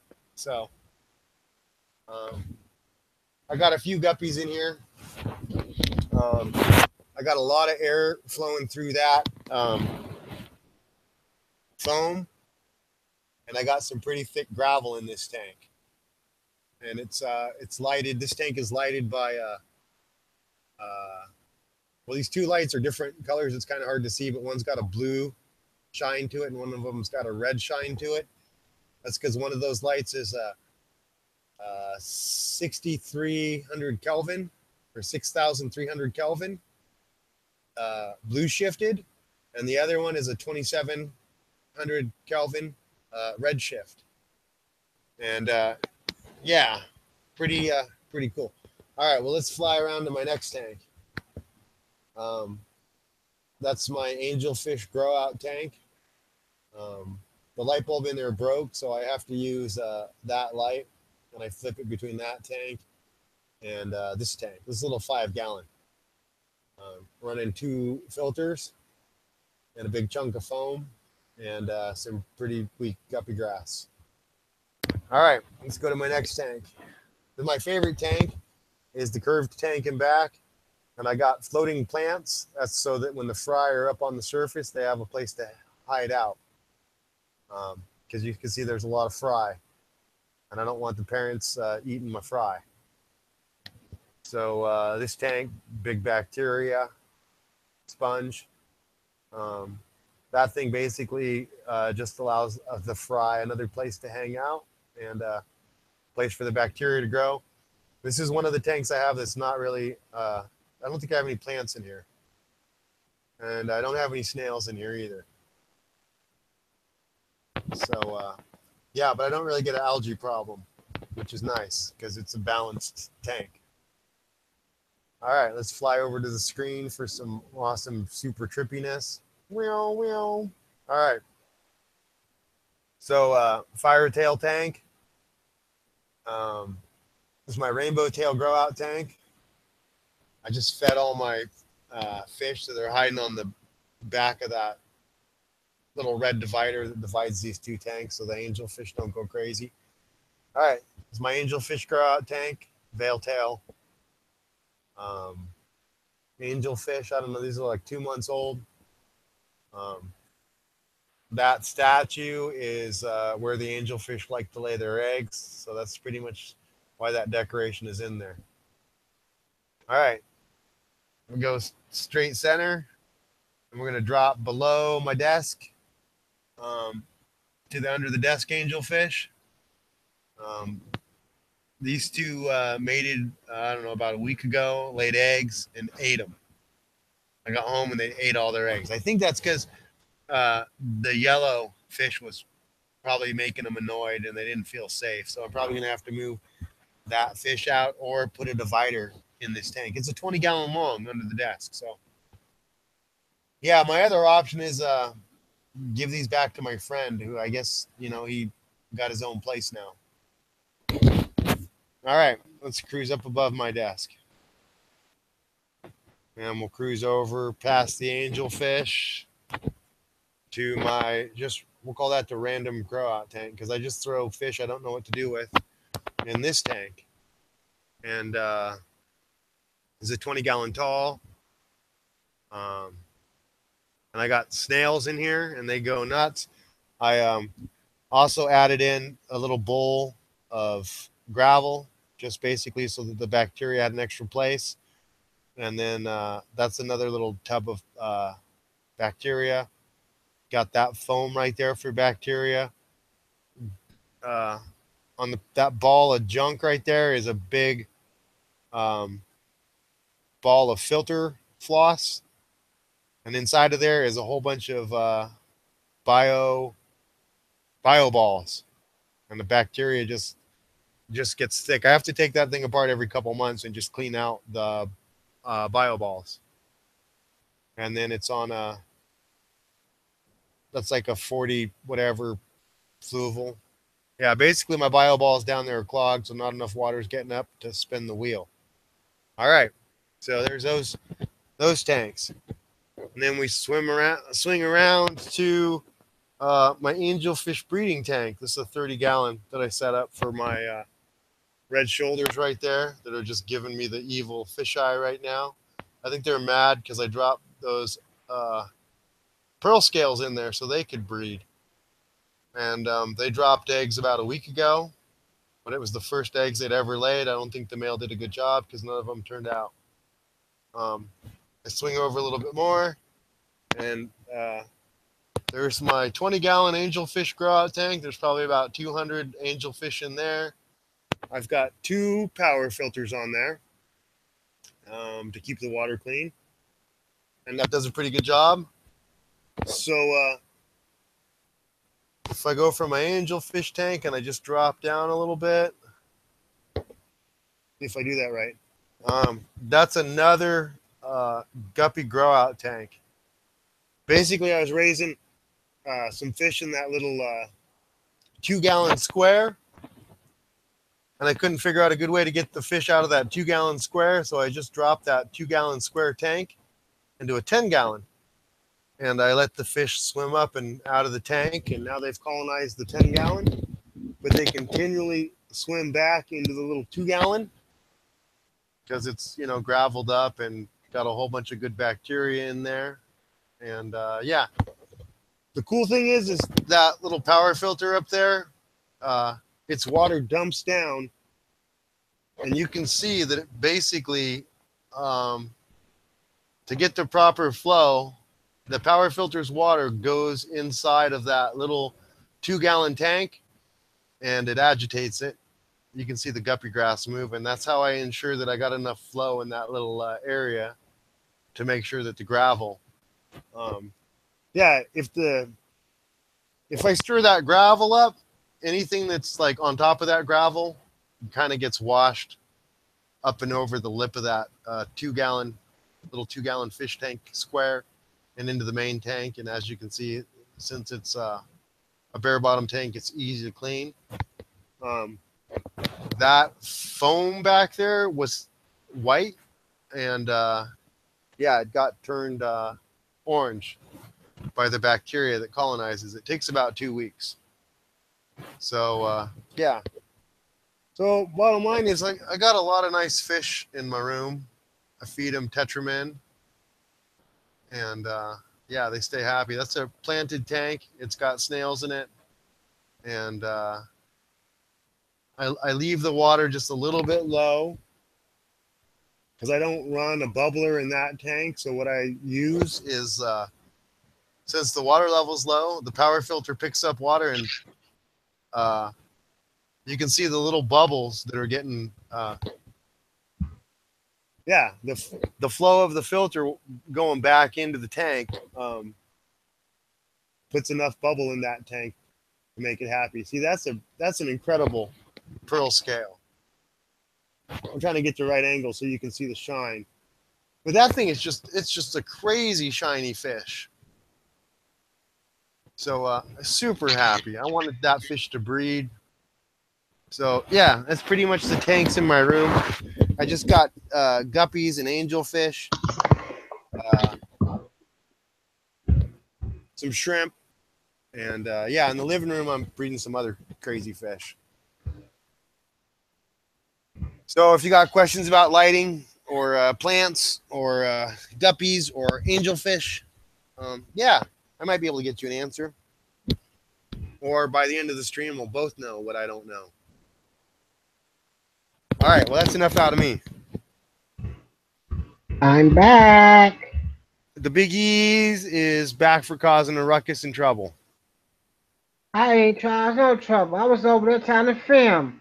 I didn't know it's that hard without looking into the lens. All right, I'm going to go highlight your tank again. It's not there no more. Oh, man, it's just you. Oh, man, that's boring. I unplugged it. It was on the big computer. I couldn't cut the sound on it because I've had a bunch of feedback. Well, now you sound crystal clear. Yeah, that's the other computer. It has feedback, so I had to use the laptop. So I won't get a lot of feedback.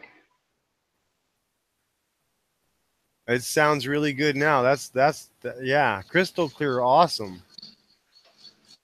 All right, let me read chat real quick.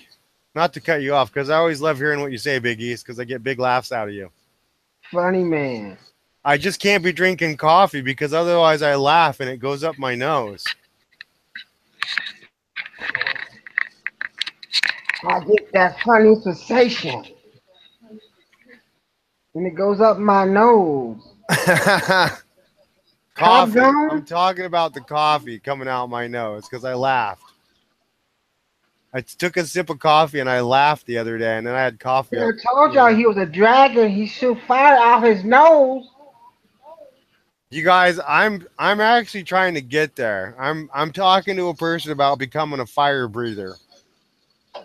So yes, I will become Dragon Man.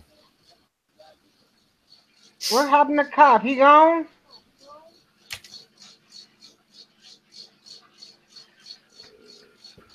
I don't know. Hey, I see Christoph just came in the house.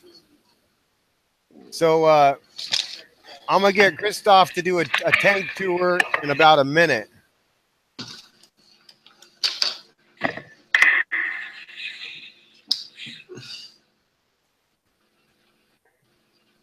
Let me try to flip my screen.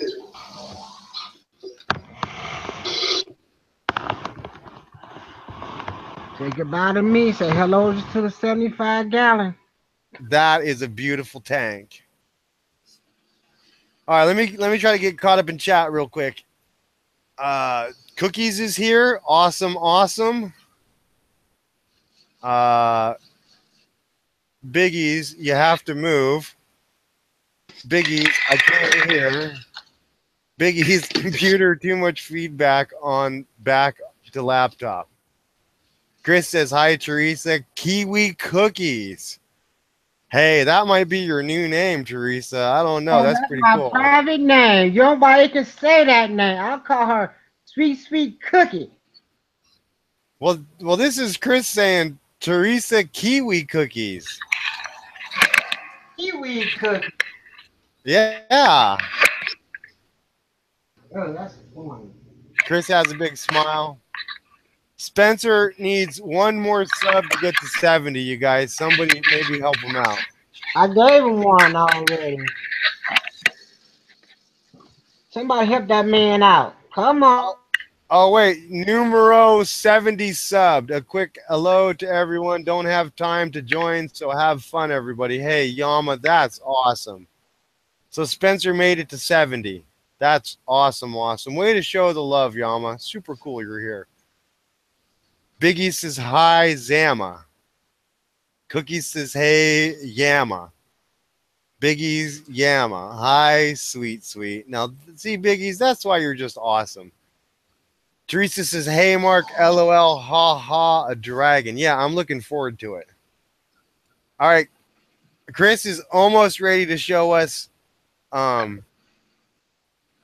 his tank, but I just want to, I'm going to try to show you guys this picture in about 10 seconds. I'm trying to dig it up on my phone real quick.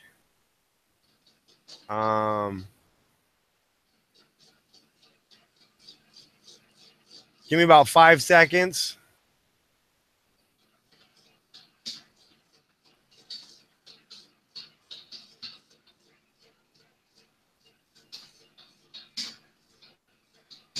All right. Maybe it take a little longer, I think.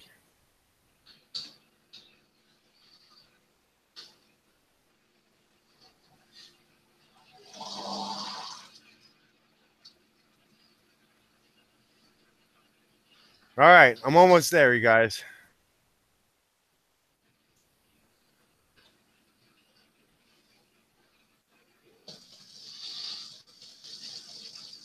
All right. I have the picture.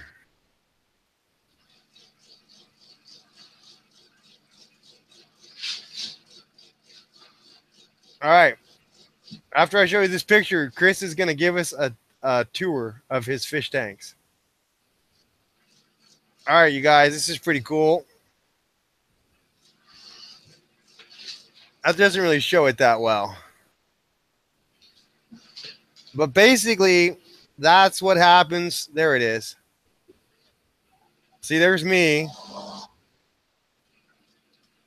And I'm playing with flaming whips. I have in my hands 2 6-foot whips that are on fire. And I'm spinning them around. And my buddy left his camera exposure open for 5 seconds. So I'm pretty much a fireball. Yeah, and that's the art I do for my performances. Well, not necessarily with flaming whips because they're hard to deal with. I like to use poi. I spin fire poi and I spin flaming nunchucks at raves. And then I get to do other random crazy stuff. But yeah, that's a pretty bombing picture from the other night. So good times for Dano. But yeah. All right. So I think with that, Christoph is gonna. I'm gonna highlight Christoph's tank, and he's gonna show us some incredibly awesome Yo. fish. Do you hear me? Yes. Hello. Hello and good morning to you. Thank you for showing us your tanks this morning. Yeah, I put the cam on the guppy and the platy tank for now. But I'm almost ready for hand feeding on the discus. I really enjoy your discus. But we only saw you. Oh, well, here's my tank.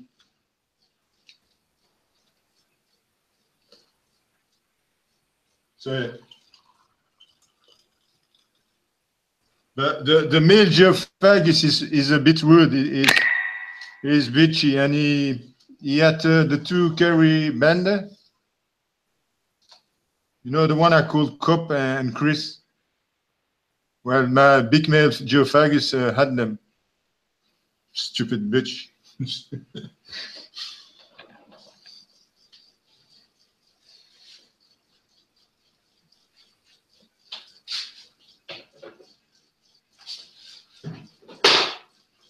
Man, those are some beautiful looking guppies.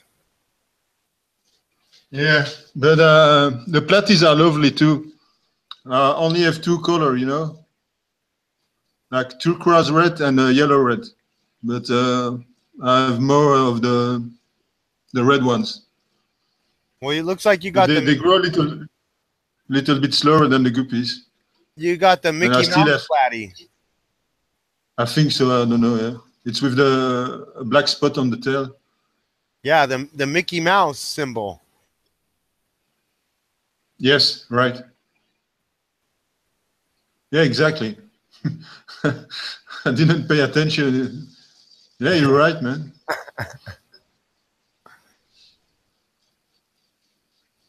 Yeah, I have only this one into color variation. I have only one female yellow. I think soon there will be more platies than guppies because I have more males guppies. But yeah, I'll check on the hangout what we see. Oops.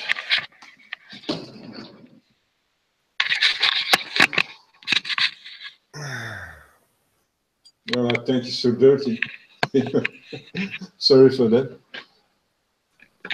Anyway.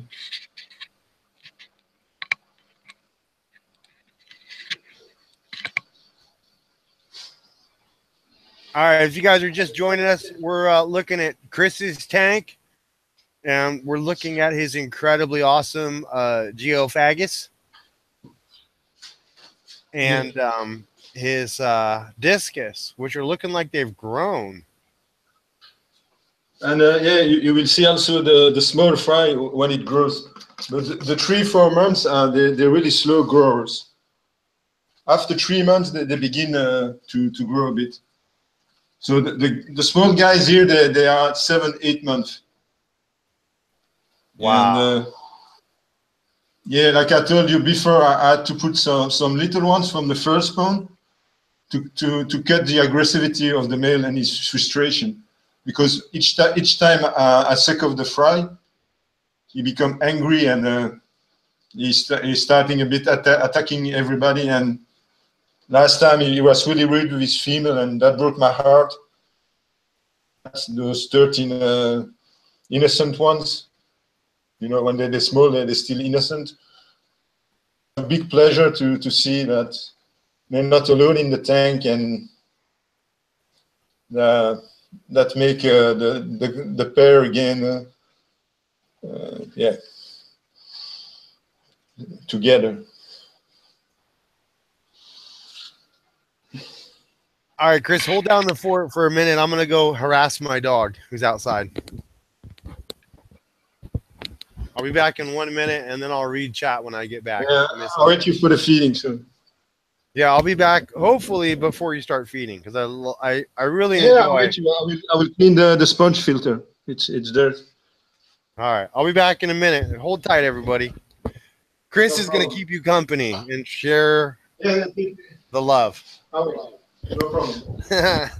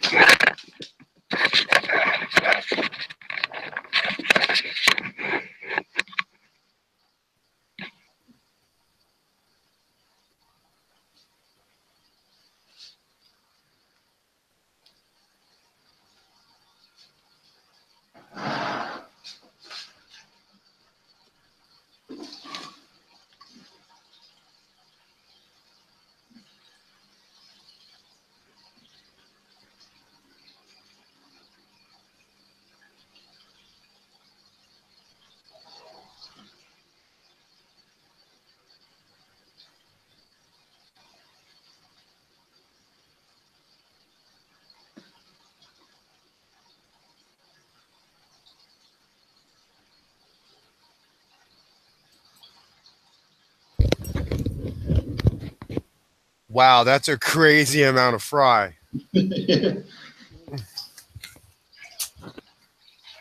Ah, shit.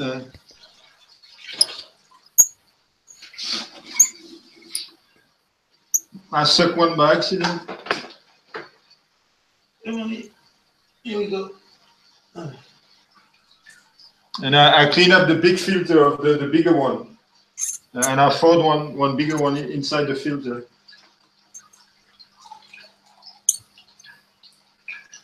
All right.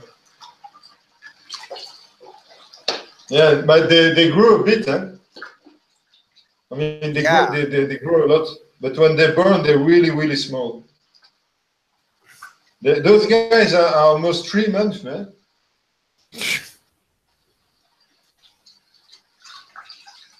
I hope the shop will call me tomorrow. Sold 18, but I got 7 free. I get off 15. I don't remember. Yeah, 15. And I got 3 free. But they give me 1 box, the first shop. I know the second shop, he give me 2 boxes. I get from them, it's no good. I took Stengler discus mix, but it's too small. It make my filter immediately dirt after the feeding.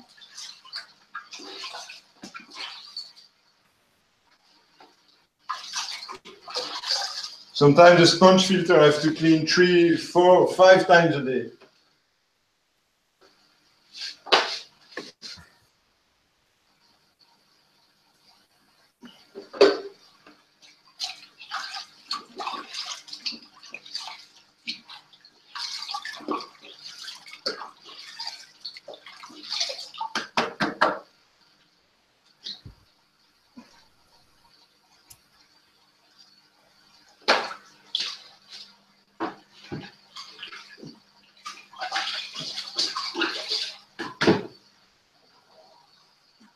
The beef fat with the garlic is the best. The I'll what? never buy again this Stangler food. I had other problems with the repashi making dust, but the Stangler mix is really bad. I mean, it's a good composition, but the way they mix it, it's too small. Make dust.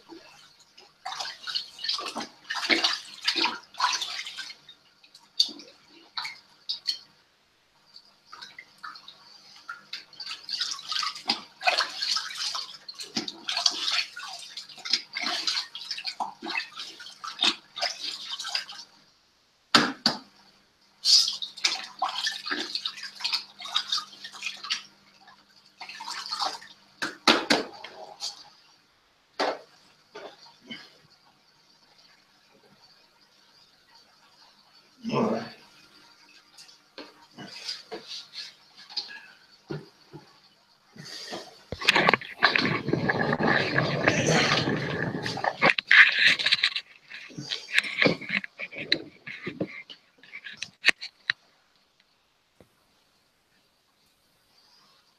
Are you with me? Yes. Yes, listening. You will see that the male how he came, huh? he's a brute, man. Kind of a mean looking fish.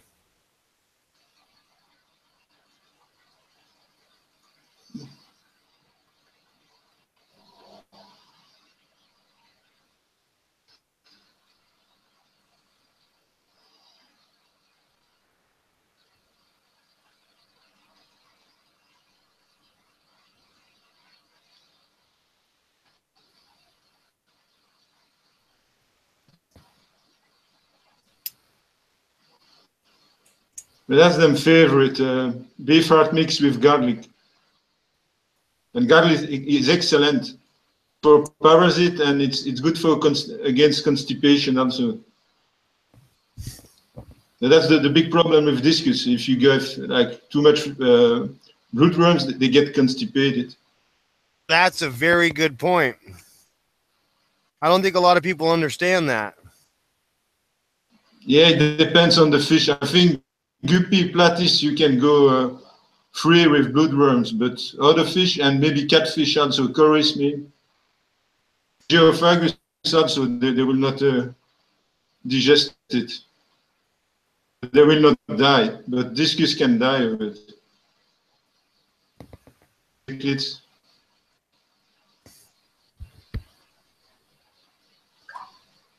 Yeah, And bloodworms. it's stay clean because the small particles are for the small ones then.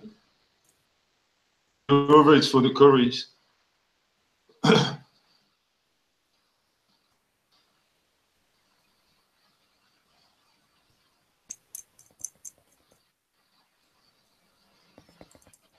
Yeah, I think that's why, it's, I don't think a lot of people understand how important it is to change your food supply around.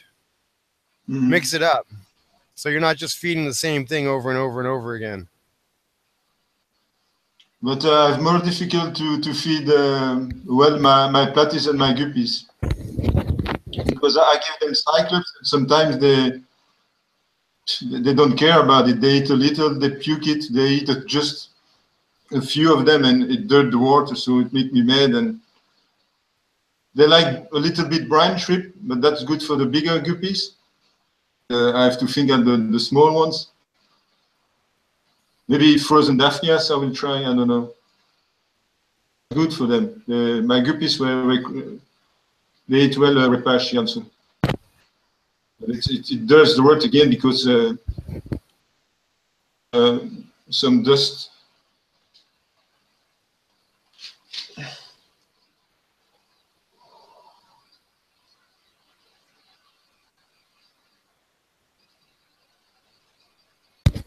All right, you guys are going to grab my dog. It's outside. I'll be right back.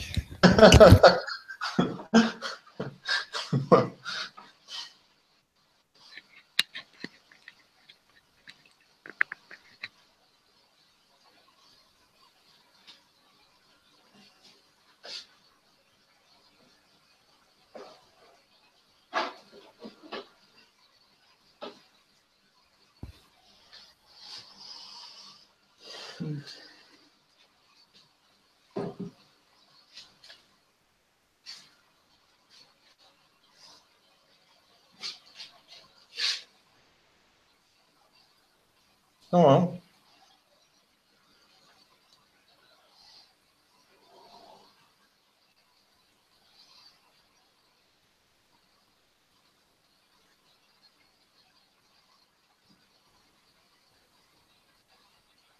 There you go.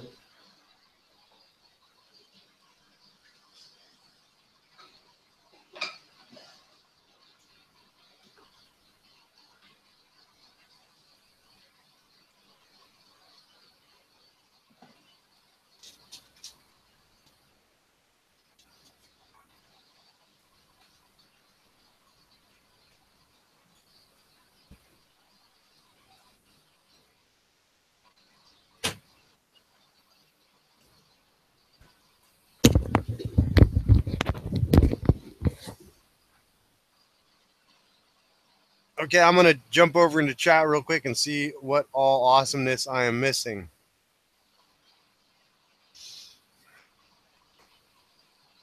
Oh, I missed some stuff. Cookies wrote,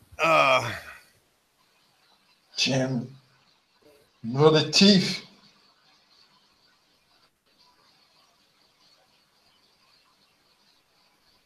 hold on. Wow, the Oh, geophagus is like a pig, man. sucking all the food up. Yeah. And the thief also, if he can take the full piece, he will run away with it. He don't like to eat in my hands. He come to rob a piece and to run away.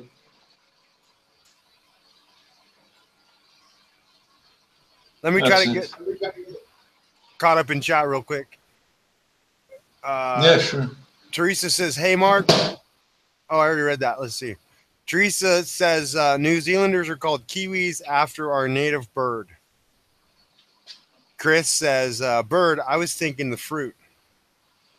Teresa says, we call them kiwi fruit here.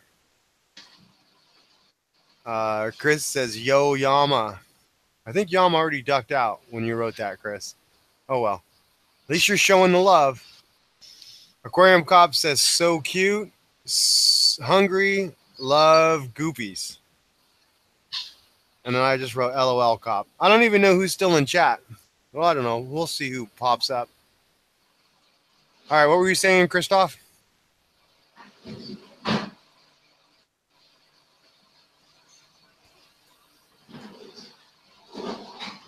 Man, that discus is looking huge.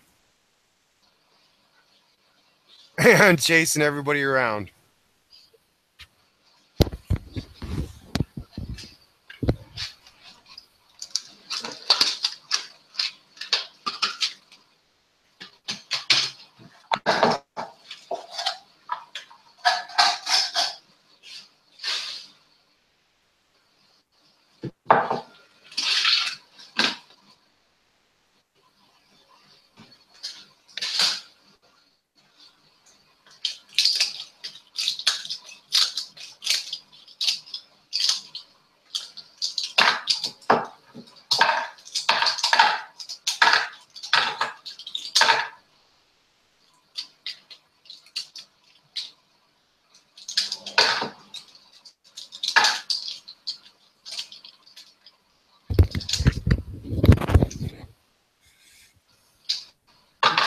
Yeah, I hope the shop will phone me tomorrow to buy me some small geophagus.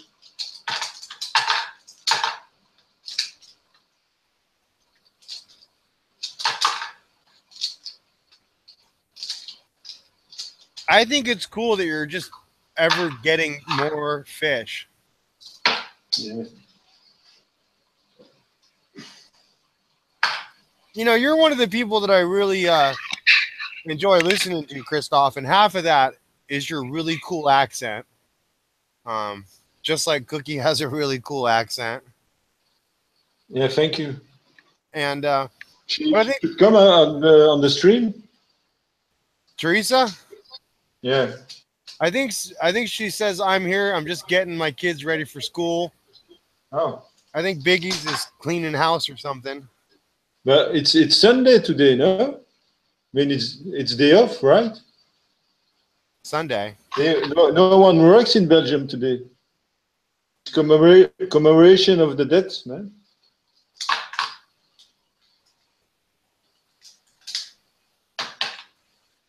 Oh, so it's a day off for you.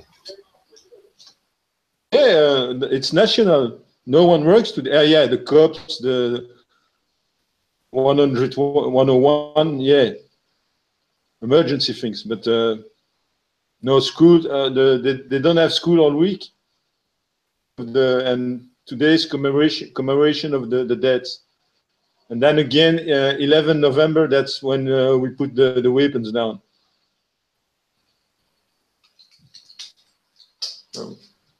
So it's like your National Independence Day? No, not today. Commemoration of the dead today. People go to the cemetery, putting flowers on the graves, like that. There is special office at the church.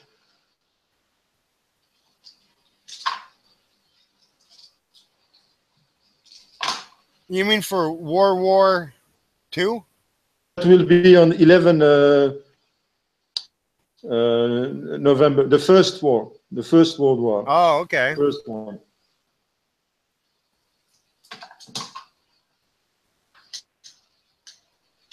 It's when the Germans dropped the weapons.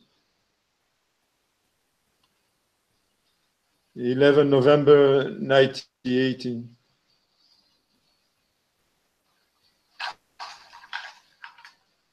Yeah, I don't think I think we celebrate it in the United States on a different day. But today it's for the deaths.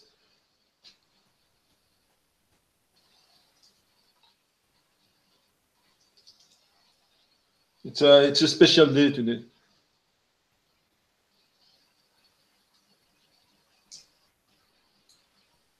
Yeah, it was before we knew from you Halloween. It's a long time that 1st November is for the dead.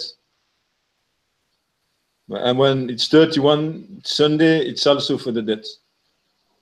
31 and 1 then.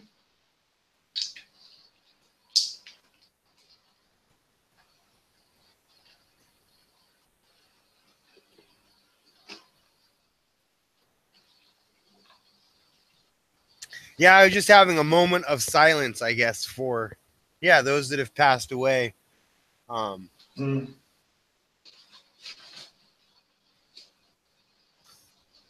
Yeah, I was just thinking, Chris, it's got to be, because I watch a lot of the History Channel, and I watch a lot of, we were sending a whole bunch of ships through the Atlantic Ocean, and they were going in huge packs, and I guess the German subs were called the Wolf Pack. And they would go after the resupply vessels and try to sink them. And I guess what I was thinking of is got to be interesting because the history that I get to watch on TV is all American based, I guess, if that makes sense. And I think it would. Yeah, but for the Second War, we couldn't won the war without the help of the Americans. Eh? The Americans made us help to win against the Germans, and Belgium had capitulated like a few days after war was starting. They officially we collaborate with the Germans. We didn't. It's after. Yeah. I don't know. I personally, I just dislike war. I mean, I also dislike ISIS. The problem of Europe is the First War won because we lost so million people of the First War, and there was not enough workers, and our army was not strong enough. So our king signed a capitulation a few days after the Germans were enter in Belgium. Only the resistance was active in Belgium. And of course, there were also collaboration that will denunciate the resistance. In the two parts, Flemish, they both have like traitors doing with the Germans. And in Brussels, there was an office of the Gestapo also, where they torture Jews or resistance, especially resistance, because the Jews they were putting in train for concentration or extermination camps. There were hard times, man. Yeah, definitely hard times. I think it's good though to, to spend a day to try to teach, the young people that might not understand, the significance of war. My grandfather, fought in those wars, so I got to have a slight understanding. Mm-hmm. So. But yeah, you can. I mean, in Poland, they still have Auschwitz camp. Yeah. Like a museum of the horror. Yeah. I respect that. I mean, it's a good thing that to prevent that never again happen. But yeah, there's still people torture in South America, like after under Pinochet, or in African also in Africa, I mean, North Korea. Where there's still a lot of people being tortured for them IDs, or yeah. But in the same time, I'm completely respect and I mean I'm in with against the Germans, what the thing they did to the Jews, that's not human. Yeah. But in the same time, what happens now in Palestine is not right also. Yeah. The Palestinian people is not right also. Even if they knew the horror, the torture of the Germans is not the reason to reproduce it on the Palestinians. And yeah, what happened in the world, like the stupid, terrorists in the name of Islam, they kill other people. That's stupid brainwash, and those people are not humans anymore. They're killing machines in the name of the Islam, but they don't understand it. Sad that things happen today like that. Yeah, kind of a bummer. I guess that's why I got fish in my life, because then I don't have to focus on all the, the craziness in the world. I just focus on fish.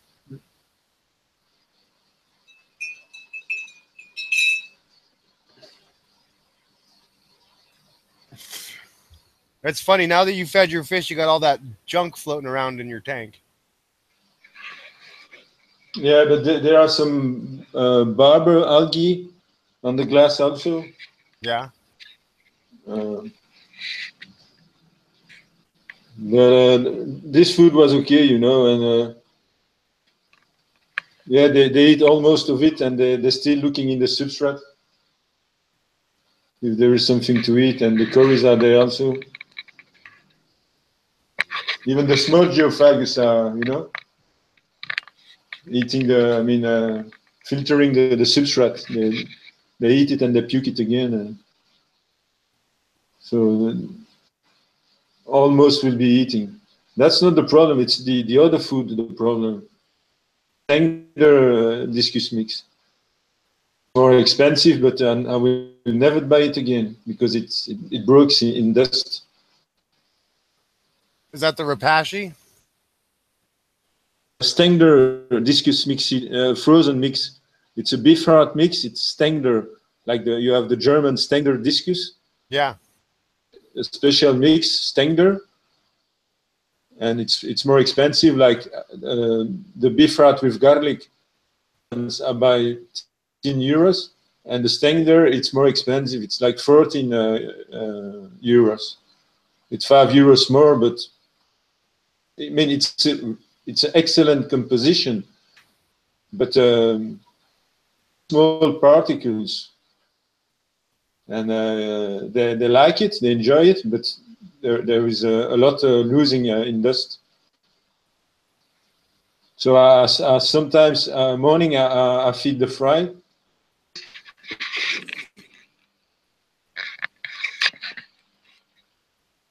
I feed those one with it. You can be sure after a few I have to filter, because the dust will go in the sponge filter and it's blocking the water, you know. Yeah.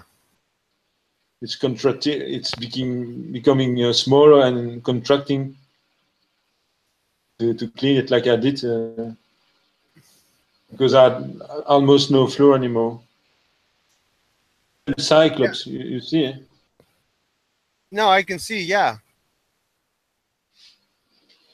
But those are some nice looking fry right there. Well, I told you they're 3 months old. Yeah. If not 4, but 3 sure. Look at that. They're all going up to the surface for food. Frozen cyclops. They're crazy about it. That's awesome. It's their favorite.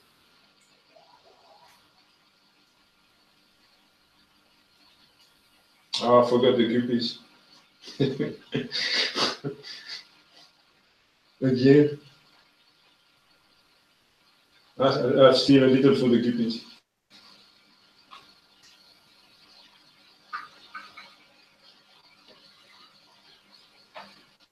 But you see, I use always a sieve to unfroze it, and look, it's brown red, you know. Yeah. You don't want that in your tank. You always take a sieve and the time to unfroze your food, man. Yeah, I totally. That's what I do now. I went and I got a. Oh man, I got a Keurig. You know the little coffee pods.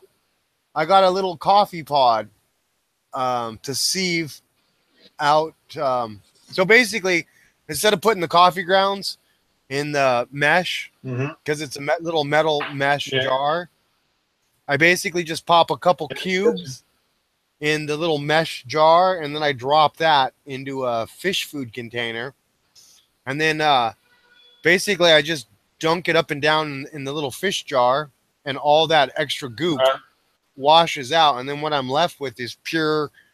I was trying to think what I was feeding. I was feeding the brine shrimp, and but yeah, I recommend you. It's smart with the coffee filter, but if you can have four little sieve for a live food from a hobby, yeah, it will cost you like $10 or $12 for 4, and you have different matches. You have for baby brine shrimp, you have for brine shrimp. So it's always good to have this set. I'm using it for many years now, and I think it's one of my best tool for the hobby. It's my set of sieves. That's really precious. Yeah, I think it was. Again, coffee filters in papers, but you're losing also each time a paper. It's on the long run it will be cheaper if you have the hobby sieves, and if you want to rinse the food, like, and I don't know, once a week, twice a week, especially for your guppies, you want to go for bloodworms, you can rinse them under tap water. With a sieve, you can do a lot of things. Yeah, let me grab this. I'll be right back.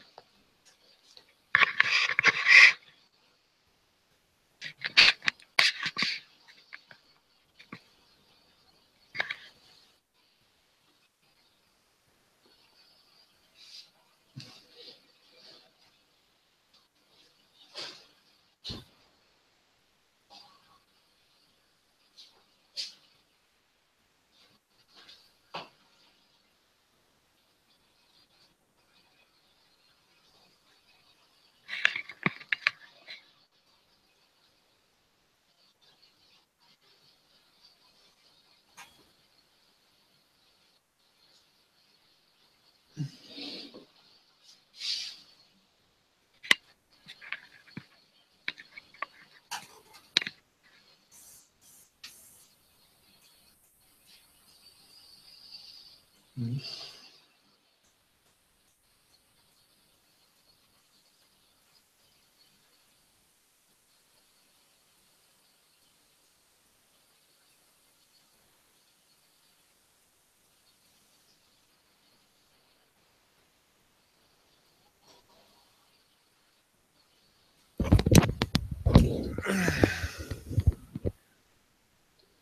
right, I'm back. I got this. Oh,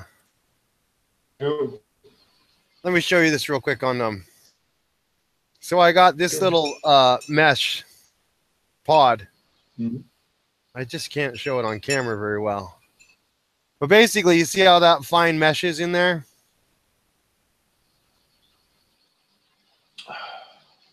Yeah, that's a pretty fine steel mesh.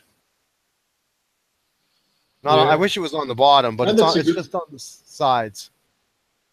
Yeah, But that that's lets- a nice size. Yeah, but difficult to clean, you know. Yeah. So, So basically, what you have to do after using 1 month, Yeah. in a small container with water and bleach water. Well, leave with a mix of water and bleach water. Yeah. No, I left it out for like 3 days. I didn't clean it out, and then it got all stinky. And so then I soaked it in hot water and soap for a while. But I probably should bleach it. Yeah, you have to be careful with bleach, of course, and rinse it well. If you scare, you can just use a few drops. It will help also. You know, normally I use vinegar to clean the glass. Also, vinegar is nice, but when I have to disinfect it, water. But I will rinse it a lot.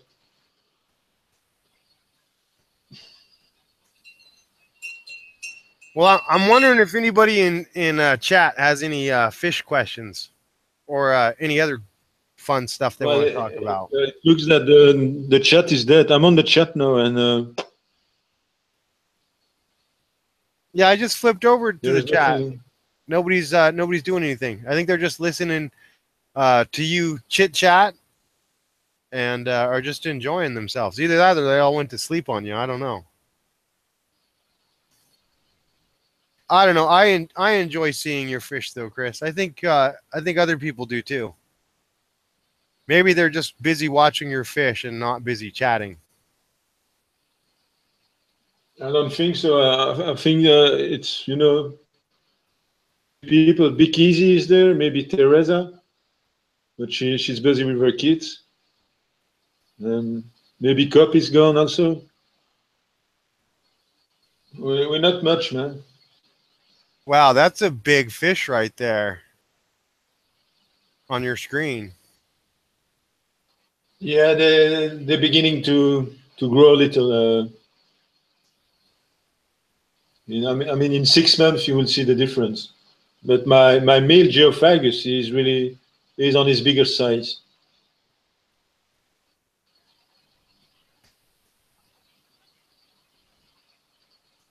The badass were eating two of my favorite corridoras, you know.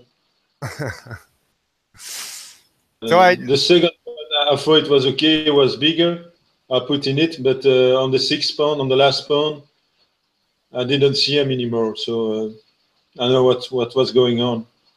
He did it once, and you know.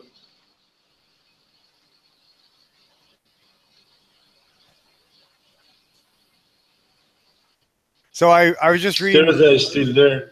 Bigfoot is still separating fry and doing water changes. Bigfoots are professional lurkers.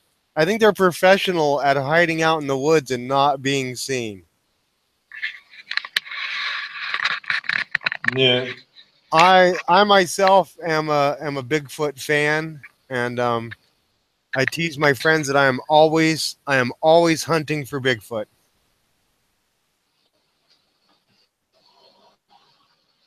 Teresa should do it on a axolotl fry. I'm curious to see those. Biggies says I'm here, and Cookies says I'm here listening. So at least we got a few people tuning in. I'm not sure where the cop went. I think he's off. And I think we got Spence. Was it Spencer? Yeah, Spencer does random stuff. We got him to 70 subs today, so we can celebrate that, I think.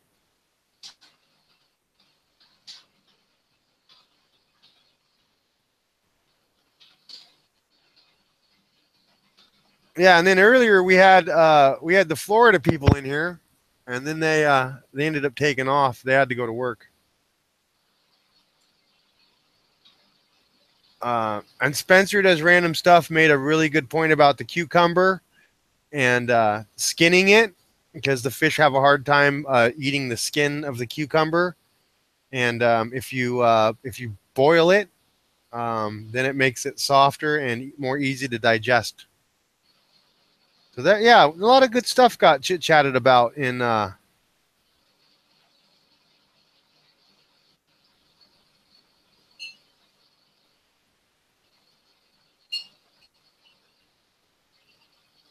Biggie says he's cleaning with his OSD. I think he meant OCD.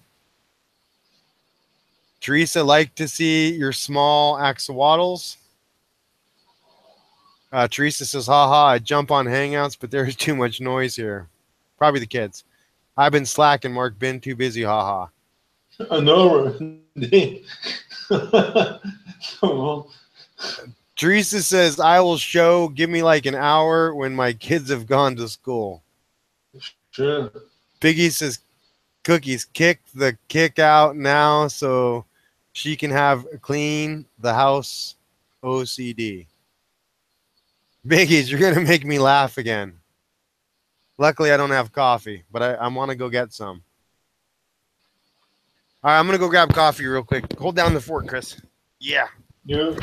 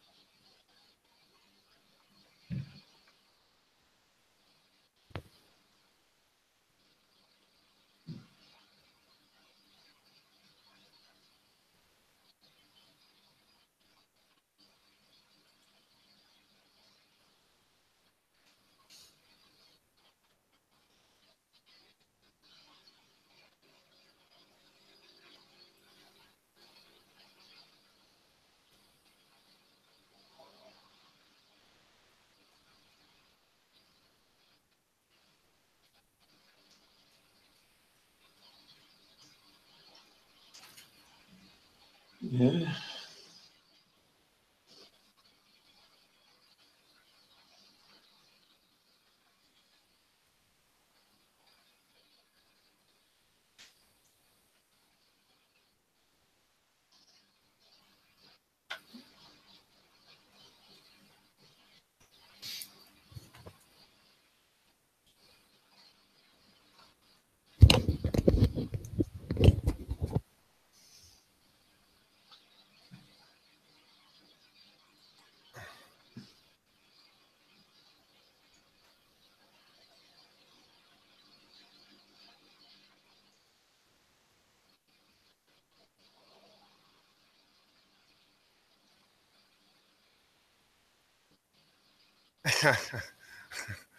I'm reading chat real quick. I just got back. It says Biggie says up clean.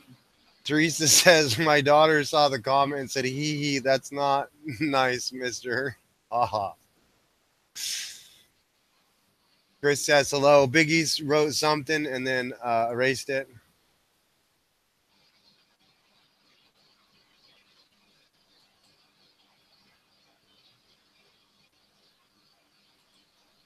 All right, well, I'm back for a little while at least, you guys.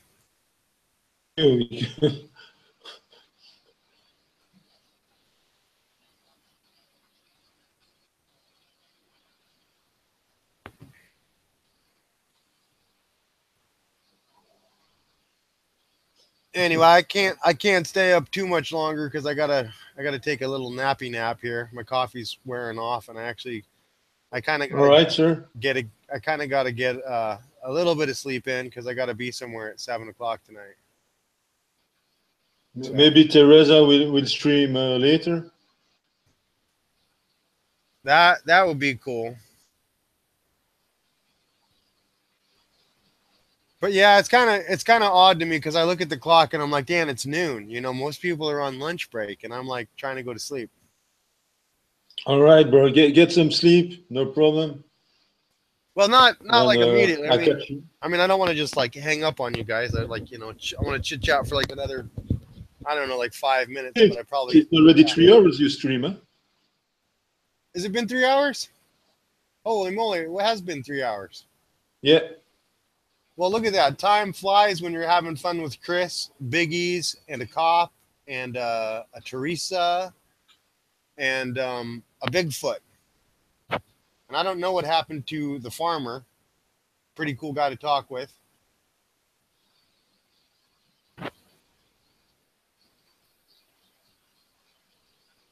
But yeah, I'm just flipping screens to see if I'm subbed up to everybody. I think I am.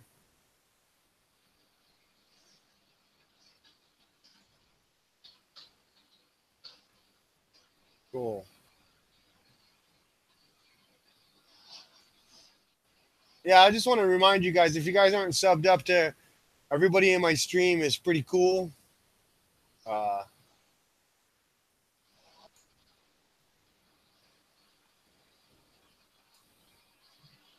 right, so yeah, totally.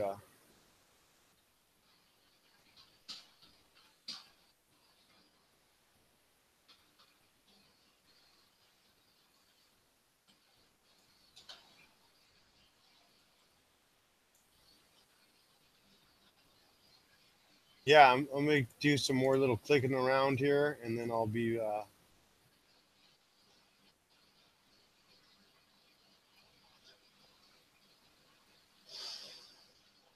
Yep, I'm subscribed to everybody in chat, so that is awesome. I just wanted to check and make sure.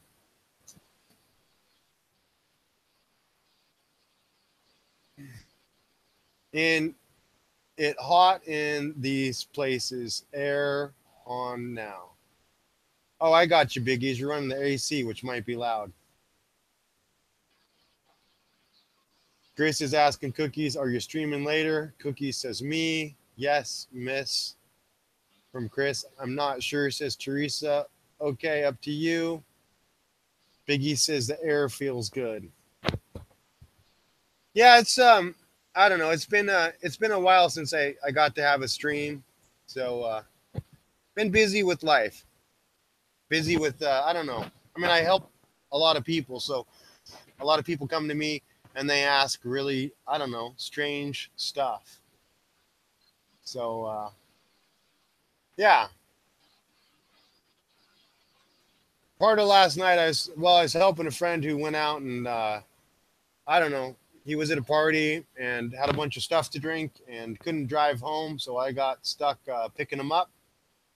And then his girlfriend didn't want to deal with him, so yeah, I ended up having to take him back to work. And then my other buddy figured out what was going on and joined us. And then me and him had a really cool conversation as my friend passed out, which was kind of cool. But I don't know. The bottom line is, it's way off the fish chat, but it really blows me away, some of the stuff that people want to chit chat with me about and get my ideas about. My friend last night was talking about, him and his wife. And I'm like, I don't have a wife and I don't have kids. So, but, he's like, Dan, I want your input anyway. And I'm like, okay, I'll try, and I basically was like, I can't really give you advice about that because I don't know. And he's like, no, that's understandable, Dan. I just need to chit chat with you some more because this is making sense to me. And I'm like, I guess I'm being helpful. I don't know how I'm being helpful, but okay. I don't know. It's like I get home and I got all this crazy stuff on my brain. I'm going to have to chit chat with a couple people later today about stuff and some other people. And yeah, I got like a list of people that, I'm going to have to contact today and sort out a few little messes in their life. But I guess what I get at is I get home and I get to kind of put all that stuff on the back burner and I just get to focus on the beauty of my fish. And, yeah, I don't know. I talk to people and I just go, it's really hard for me to describe to people just how incredible that I feel like my life is today. And the incredible amount of people I get to help, like not only, you guys in the fish fam, I get an incredible amount of joy because, we exchange information about fish and about plants and about lights. And then it leads into all these other topics that are awesome. And yeah, it's for me, having you guys in my life is just incredibly, incredibly awesome. And then when I have to shut the stream down, then I go face the darkness of life, I guess is what I call it. Because some people they don't get to live as happy as I live. And I just make a choice to be happy. And then people bring me their problems, and then I'm like, oh, I'm not happy with this problem that I'm have to give a good answer for. But I guess what I get really grateful for is that, my friends that are having some trouble and some issues in life feel safe enough and secure enough to come to me and just lay their stuff on the table. And I'm like, man, that's some hard stuff to deal with, And yeah, like, my friend is last night he's like, yeah, me and my girl aren't doing so well, so I'm thinking about moving out. But bottom line is it's like his place that she lives in, and yeah, big old mess of stuff to deal with. So I'm gonna probably have to get together with him, I don't know, later today and try to sort out what's going on in his life. But I don't know, like I don't want to sound like I'm like bitching about people bitching at me about their problems, because I guess what I get reminded of is that people feel safe and comfortable and confident enough to bring what's going on in their life into my world. And I'm like, I have a peaceful life. I don't, but I get reminded that it's because I have the peace I have in life. And it's because I have a smile on my face that people, they want to, I don't know, be around me, and they want to chit chat with me about, when their life isn't all smiles. And I don't know, I guess I've said it before and I'll say it again.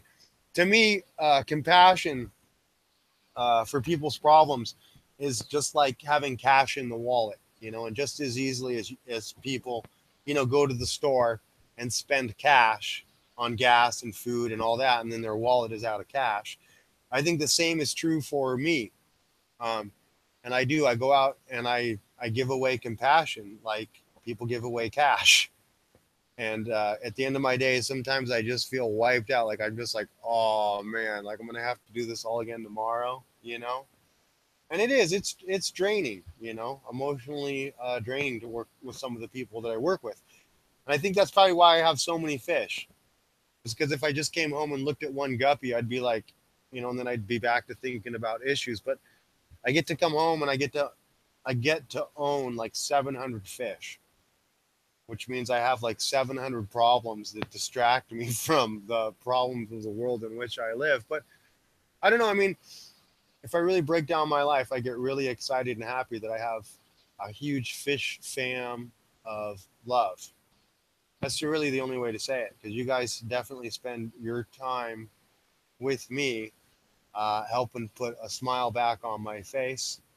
And yeah, I come home and I go to sleep, surrounded by fish and surrounded by water and surrounded by positive energy. Yeah, I wake up and I'm like, dude, it's time to tackle the world. I certainly don't feel like tackling the world right now. Um, but I know that after I sleep, uh, yeah, I guess for me, it's like I look at around at my tanks and I realize that each fish in my tank is breathing oxygen just as I am, and their hearts are all beating. And a beating heart is energy. And so I'm surrounded by, I don't know, 700 little beating hearts, and they basically all, in a weird way, beat for me. I guess that's the deal. And I don't know if I really own these fish or they more or less own me. And I was trying to explain to my friend the other night. I go, it's like I want to tell everybody I'm a fish breeder, but I really can't force my angel fish to breed. So I do something that I don't really have control over. And I was talking to my friend last night, and I said, it's not so much me being an angel fish breeder because I can't get my angel fish to breed on command. It's really about me being able to keep the water in the correct parameters, the pH correct, the hardness where it's supposed to be, the temperature, the ammonias, the nitrites and the nitrates at an acceptable level. And then the fish tank. The fish have to have enough plants and enough cover that they feel safe. Obviously, because I made some tank changes and I put fish in breeding tanks, my fish haven't felt safe and they've eaten their eggs. Oh well. Oh well. But I guess what I look at in life today is that I'm a water keeper. And that if I keep my water correct, then my angel fish feel safe or they feel secure, and they breed. Yeah. And I think that's what Well, I wish you that you could sell some of them because you're starting overstocking. 200 in a 20 gallons. That's a lot, man. Yeah, I that's think like you have to do every day water change. It's so yeah, many fish. yeah. I change out at least 10 gallons a day. Yeah, yeah. I do sometimes also like not 10 gallons. No, that's too much. But Well, not out of that tank, but I mean out of I'll go around my room and I'll pull 2 gallons on out. the grow tank where the from the first like the small ones you see with the discus here. Yeah. I've got like 60 in the 40 gallons, but it's still too much, and they make a lot of poops and dirt. I have to clean the filter sometimes 5 times a day to squeeze the sponge filter because it's Wow. blocking. Yeah. And Yeah, I don't know how 2.5. It's 2.5. So, yeah, like 5 gallons, sometimes 5 gallons a day. That's my 2 days. That's my goal now, but not on the big one. I'm talking just for the grow out. And luckily, formal magic weapon, my oxygen peroxide with my oxidator. yeah. Thanks God I have it, because if I don't have it, I'm sure I will lose a lot of them, for sure.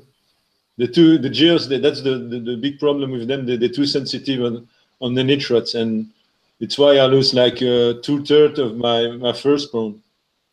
I had like 333 wigglers, and out of the run, I only had 18 of them.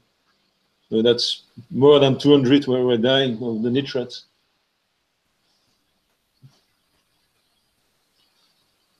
No, I think that's the only reason I get by in that 20-gallon tank is because I'm running 2 power filters. Yeah, Liberty Cyclid ask you, what do you feed your fry angel fish? Oh, let me go into chat real quick. Let's see what I'm missing. Oh, okay. All right. Oh man, I missed a whole bunch of stuff in chat. All right, hey, real quick, I'm gonna read chat down. Look, trumpet race in the tank, LOL. Spencer does random stuff, says he's going to stream later. It says Spencer says, anyone want to join my stream later? So if you're not subscribed to Spencer does random stuff, I would subscribe to him. And then if you want to get a notification, hit the bell. Aquatic Garamis says, hi guys. Hi Aquatic. Spencer says, hey. Biggie says, 2 win. Yo. Thanks, Garami. ISB. Sit back. Oh, okay. That's that. Man, I'm learning all kinds of new stuff. Biggie says, hi, Garami. Am crazy. Have a trumpet race. I think I read that one already. Somebody teach me about angelfish, please. I have such a pretty pearl scales at my local fish store. I'm so tempted. Yes, Cookie, we'll have to talk about angels. Aquatic Garami says, I don't know anything about angelfish. Teresa says, I only know danios, tetras, goldfish, and axolotls. What do you feed them?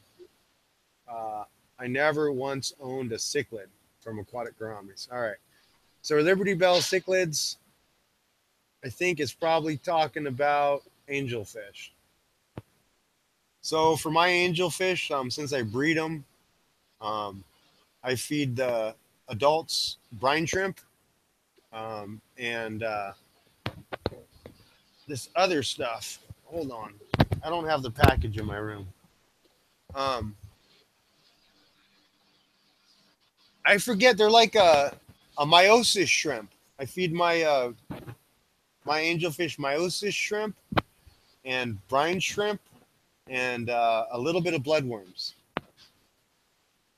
So, and then when the babies, if my parents are well fed, angelfish, I just don't think that angelfish can lay good eggs if you're only feeding them flake food. I think they're malnourished. And somebody else was saying that if you only feed your angelfish flake food, that you only have like half of the eggs laid will survive because they're just the mother just didn't have the nutrients needed. So basically what I do is I like to get frozen. I feed flake food about 50% of the time. But I like to feed at least every other day a good amount of frozen brine shrimp or frozen meiosis shrimp or the bloodworms. And I just go, I don't feed the bloodworms all the time. I only feed the bloodworms like every probably once a week. And so anyway, once I get my angelfish happy, they lay eggs, then I get wigglers. And then I feed the wigglers for about 2 to 3 weeks, just a straight diet of freshly hatched brine shrimp. And then I start converting them over to flake food at about 2 to 3 weeks. Real quick, I'll show you guys this stuff. I feed them First Bites. Let me set the screen.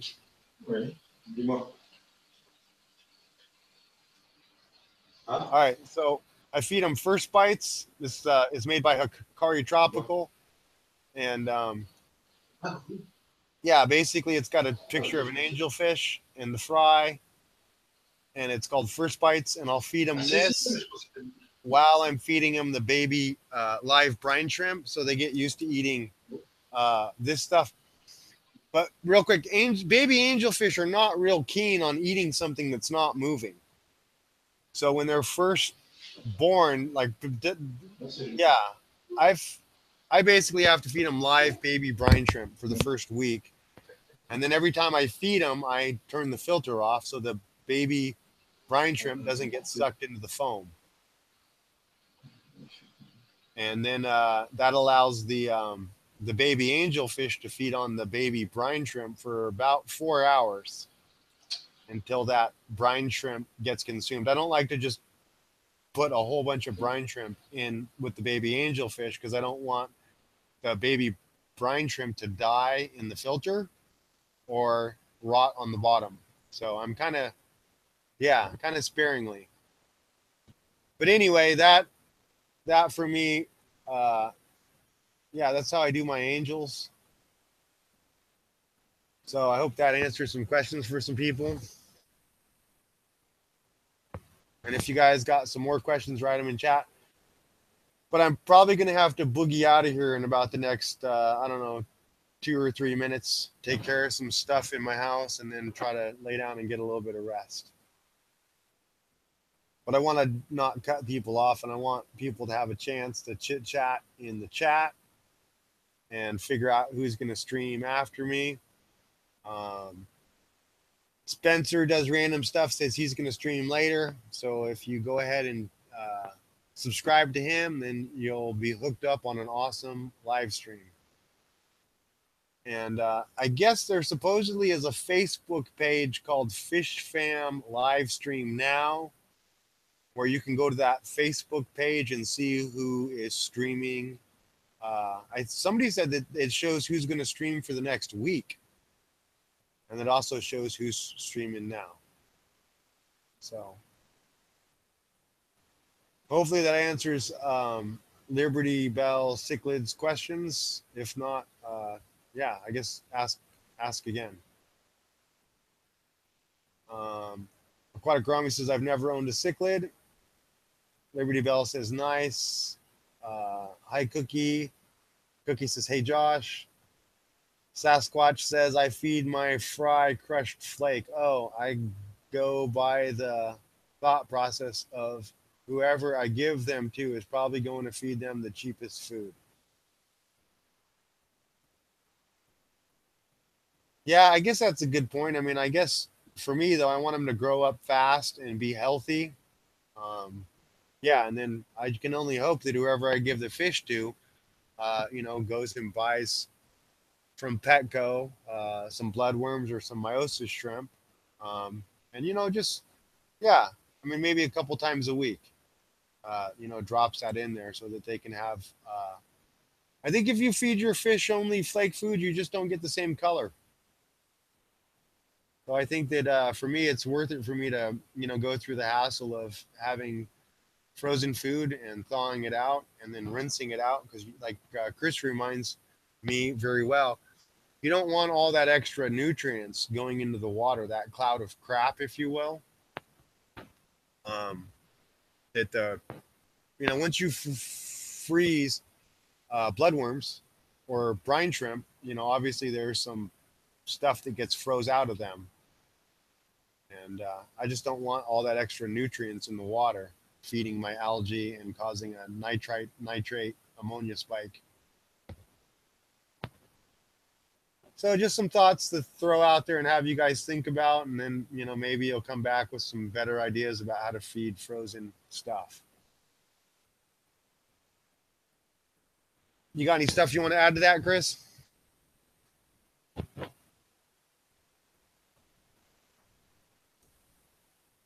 Oh, Chris muted, so he's. Yeah, I'm sorry. Love you guys. Thank you to having me on your chat, man, on your stream. That's really cool, and thanks for the love and the opportunity to show my fish tanks. That's really cool. Thank you for that. I love you, bro. I love you too, man. It's just such a joy to have you in my life, and like if I'm looking at my fish tank. Now I've got a fish tank of discus at my desk, because I'm staring at your fish. So it's like I go from guppies to discus to guppies. Yeah, it's like I have 5 tanks on my desk now. That's what I think is super cool.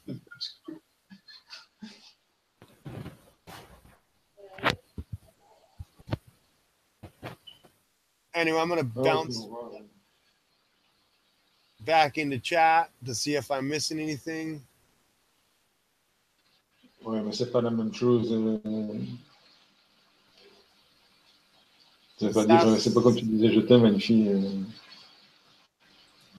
Sasquatch says you're gonna have to check out my fry video of mine. I will do that. I'm gonna make a mental note. I think it's just fun to call you Bigfoot, Sasquatch. It's just cool. But maybe you're just big into aquatics, which is cool. So anyway, I should probably shut the stream down and get on with the rest of what I got to do today, which is like sleep, get some rest, and then tackle the world.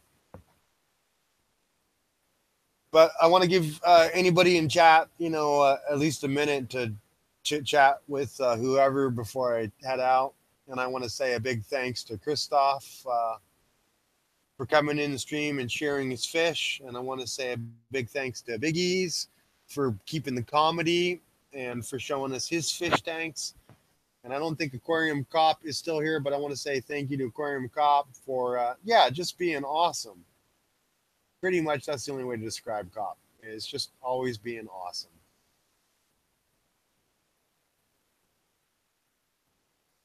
Oh, Chris says he's with his girlfriend, so that's what he's up to. Cool. On the phone.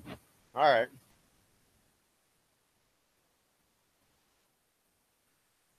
All right, you guys got about another 30 seconds to maybe chit-chat some stuff in chat. I think after I shut the stream down, chat still runs for like 2 minutes.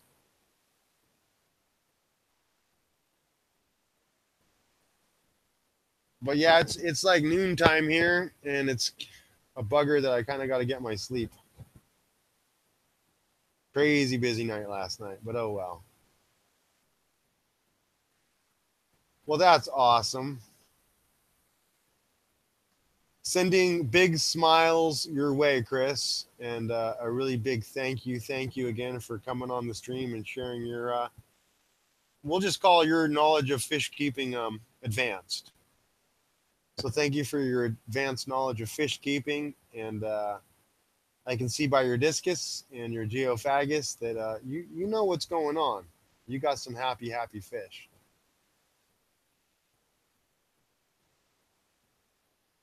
So I want to say thanks to Liberty Bell Cichlids and Florida Cichlids. I know I didn't say his name right.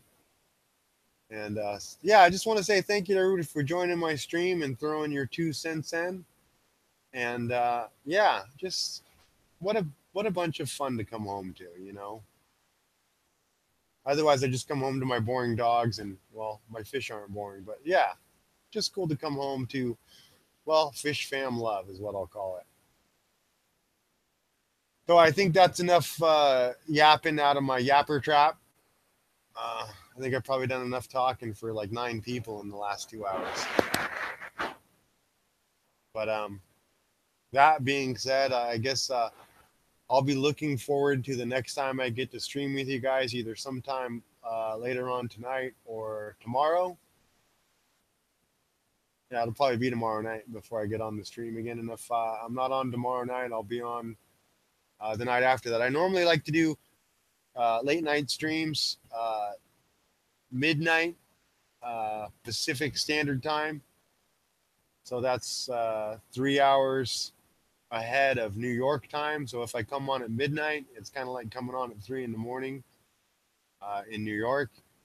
Sometimes I don't come on until 3 in the morning Pacific Standard Time, which is like 6 in the morning New York time, which means a lot of the New Yorkers or the East Coasters are getting up and going to work. But at least I catch them for 10 or 15 minutes.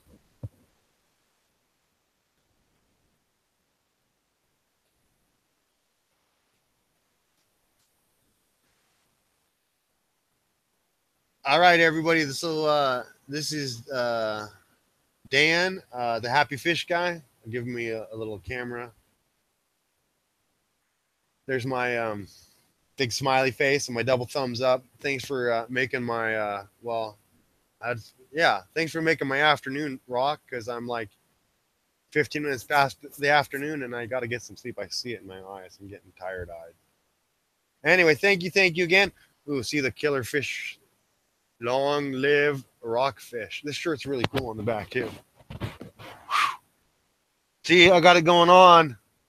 That's like the ultimate fish shirt. All right, you guys, that's enough out of my goofiness.